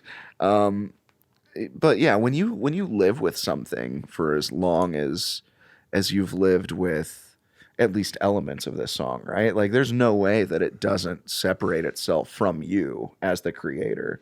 Like it very much has to become an independent organism of sorts, because it's just like it's almost like you were born with like what do they call that, like oh shit, when you've got a twin that acts as a parasitic twin. Yeah, like you've got this other entity that's like sticking out the side of your head like a character from South Park. And it's like a piece of you, but it's also independent of you and has its own thoughts and needs, but is still somehow just like feeding off of your nutrient system. Mm-hmm. So yeah, I mean, if you're creating a song for a couple of years, like at a certain point, I can't imagine that anyone would ever like feel like it wasn't something that just exists independently of you. Yeah. And that gets me thinking too, like some of the things that have happened over the last couple of years certainly influence the song. Like sure. A lot of times I'm listening to the song and like, dude, honestly, like the two, it was like 2 to 3 people that were the biggest influences for the verbal direction of the song. Sure. I don't even think about them anymore when I listen to it. Like typically I'll think about current situations, or I'll think about some of the losses that I've experienced and like recently, even though the words don't necessarily really line up with it. But some of the losses, like the vibe of the song really resonates with like kind of then letting go kind of takes on a little bit different of a meaning when I'm hearing it like with those ears. It's the acceptance of that as a possibility. Right. It's having lived through that directly and then putting that experience forward subtly. Yeah. Yeah. I do really enjoy the fact that like and it's so painful to watch you go through it, but I do enjoy the fact that your life experience influenced this song almost right up until it like existed as a completed project. Literally right up until it did. Like, and I still like, even on those last days, I kept wanting to change shit. I kept wanting to fucking get in there, and you got to get to a point with like music. It's never going to be perfect, so you got to get to a point where you're at least satisfied with it. And I definitely got to that point, and all thanks to Jason McCauley. Big props to that dude. He's a wizard for sure. He's a wizard, and maybe we'll have him on either next week or the week after that. I don't know. I want to have him on shortly because he's got a really cool project called Heal the Boy, and he's working on releasing some more music from them. And I'm just going to act like it's normal that the lights are changing colors on me, and only on me. You should do a dramatic facial expression change each time it happens, but don't call any attention to it. Okay. So heal the boy real quick, and then I also want to talk to him about like the mixing and mastering process of like working with me, like how the things went. What the fuck did you do? What'd you do to make it sound so good? How you do that? How you do that, bro?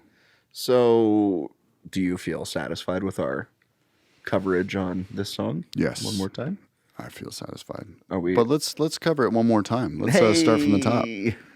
They can just rewind. Yeah, you guys, if you want to hear that crazy shit again, you can just rewind. But all right, let's. You want to go ahead and move on to the last song and wrap this bitch up because we're knocking on the door of 3 hours. Yeah, my wife's probably sent me a million text messages by now. I didn't respond to her. Sorry, babe. Let her She know won't we listen. almost It's done. We almost done, girl. Here. I'm gonna be home. Here, let's see. Let's see. What's up, Pam? I promise. Oh, she actually hasn't. Yeah, and that's not like for being crazy. It's because she's. It's because she's like, hey, you're gone a hell of a lot longer than you said you were going to be gone. Yeah, because you should be accountable for how long you're gone for. Yeah. Oops. Yeah. But it's also, you don't want to disrupt a show midstream to like do something like send a text message, though I guess I could have while we were listening to tunes. Yeah. Hey babe, I'm alive. Sorry for being a self-absorbed asshole. Yeah. How dare you, Nick Hinton? Sorry, I'm so thoughtless. You sack of shit, Nick Hinton, you. Oh. I love you. Oh. Now I'm conflicted. I know you should be. All right, time to move on. Let's move on. Oh, that never gets old. Let's lead some salad. Some lead salad. Oh. It's the lead salad. It's the leading salad. I just came up with that. I didn't realize it was the lead salad. Hey, welcome back to Forging Flame. This is episode 22, and it's time to get the lead out. That's right, it's Lead Salad, the EP Move On, and the final track is called Obsidian. Darkness.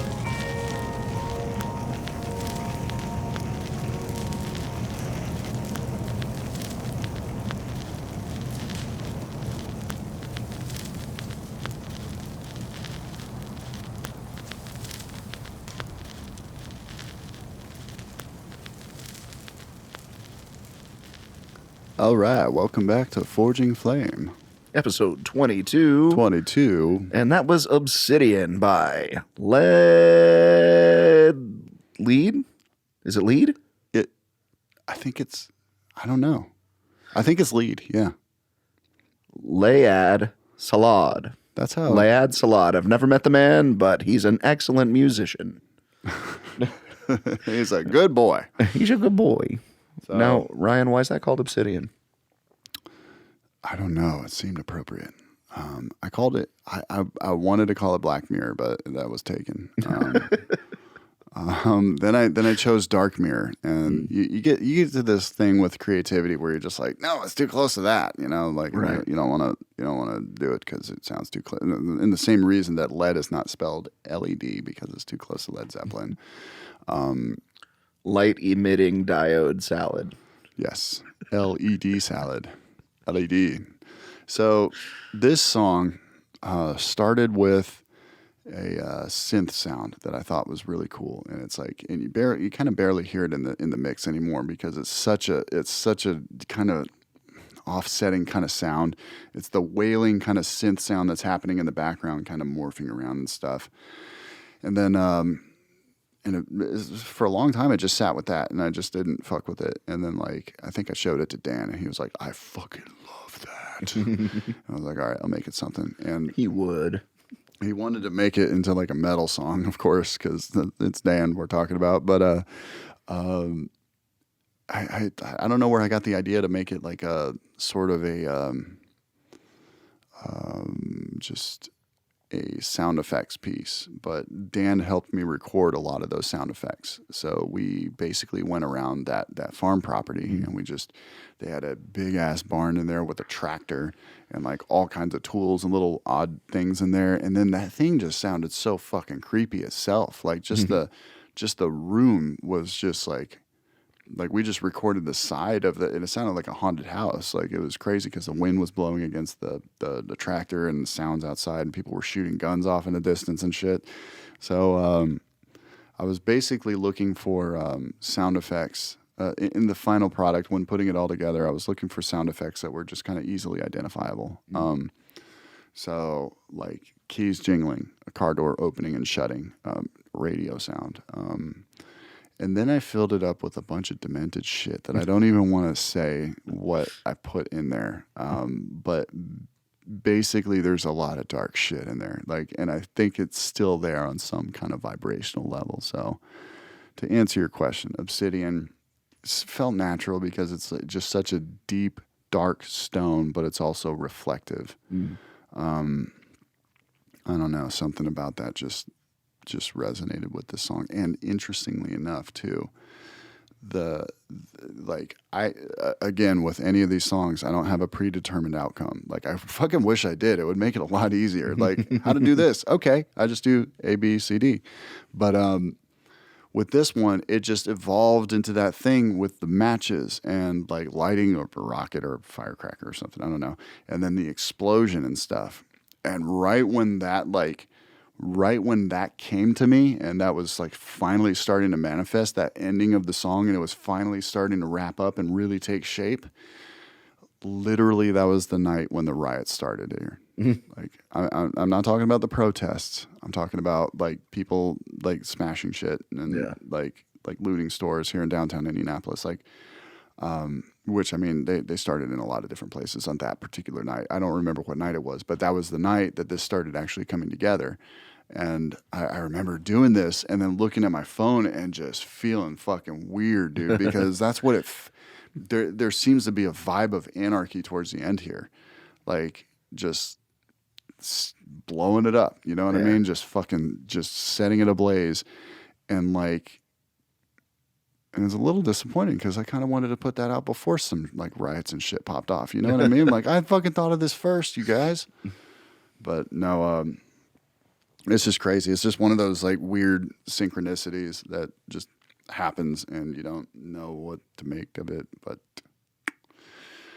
Well, what can you do? What's your take on that song being the end of this EP?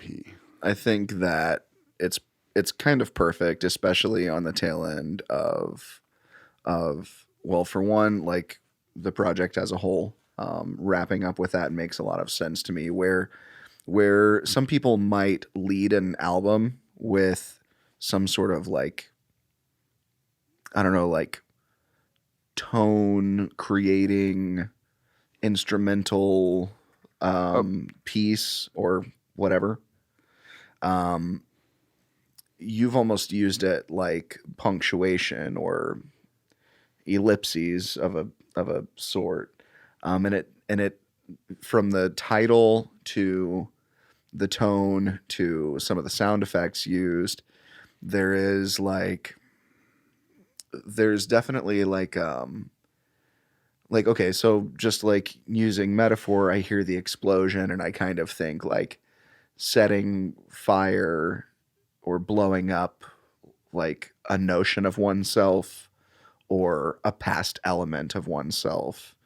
And there's like this kind of undercurrent of darkness where it's like, well, I need, in order to move on, just keeping it thematic, right? With the project as a whole, in order to move on, I need to like let go of this like thing or like completely destroy this like thing that exists within me. But is that thing I'm destroying like one of the good parts or one of the bad parts, you know? And like just kind of accepting that, and like back to the anarchy, just kind of accepting, given the chaotic nature of the universe, that it might be one or the other or both all at once, and just kind of living with that.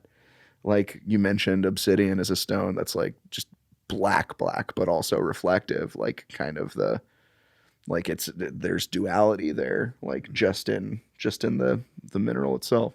So I kind of hear a bit of that like very subtle and streamlined, but still sort of like dark and scary resignation. Yeah. In that one. Resignation. That's probably, I don't know, man. That might be a major theme of the album right there, is just resignation. Yeah. Just accepting what you don't have any control over. Yeah. And the thought occurred to me too while you were saying that. One of the reasons that I named it obsidian is I think obsidian is used sometimes for scrying. So I don't know what that means. scrying is when you look at like a crystal ball or something like that, and you stare like deeply into it, and you start to see visions, but really the visions are just in your own head, like you're kind of projecting in a way. So obsidian seemed like a fitting name because like those sound effects, like in reality, most of them are fairly random. Like I was kind of led by a notion to put this here, put this there, but none of it was put there with any particular meaning behind it. Like any meaning that somebody gets out of that song is completely like, either it's like a subconscious thing that I put together for you, or it's just totally a subconscious thing on your end, the listener. Like you basically invent what that song means, and that's kind of what scrying does. Is you're sort of, it's kind of like our power in the universe of being able to like look at something and decide what it means. It's our greatest gift as a human being. Like we can't fly, but we can decide what the crazy shit that happens in our life means to us. So that's one of our superpowers, Inventing reality. Inventing it and deciding. I mean, because we decide one way or the other whether we decide intelligently or if we decide mechanically. One way or another, we decide what the things mean in our life and what we're going to do about it. So what do they mean to you, dear listener? What the fuck are you going to do about it? What are you going to do about it? What are you going to do about that? What you just heard? Let us know. Try to pick apart some of the sounds in there because it's pretty fucked up. And like I said, I don't want to say because it's because I might get some hate mail if they find out what I did to them. But I'm a big proponent of the idea that vibrations. You know what I mean? They vibe. You know what I mean? Even if you can't hear and dissect exactly what's happening, I guess at some point I kind of wanted the song to sound like a psychotic episode, but then I decided the entire album kind of sounded like a psychotic episode. You're just traveling through the center of the universe and being broken and rebuilt by it. It's fine. Yeah. I think I'm ready for a nap. Yeah, let's get the fuck out of here. Okay. Well, dear listener, thank you for listening this long and doing what you do best is listening. This is great because I worked really hard on that EP, and I hope whoever is listening got a lot out of me and Nick talking about it, because Nick has always been a great guy to bounce some of these ideas off of, because he's great at putting into words some of the things that I'm kind of intuiting, so it's been helpful for me. It's been fun just talking about it, just because I find it so interesting how this entire project kind of evolved into what it is now, that I love talking about it, and I feel like a pretentious asshole for talking about it, but this is the perfect format for it. So I built a podcast just so I can talk about my music. So you guys go stream it on Spotify. I don't give a fuck. If you want to stream it, cool, whatever. Either way, I'm not going to make any money out of it, but if you dig it, cool. Like, if you don't, it's whatever, like I'm just going to keep doing it whether you like it or not. Good.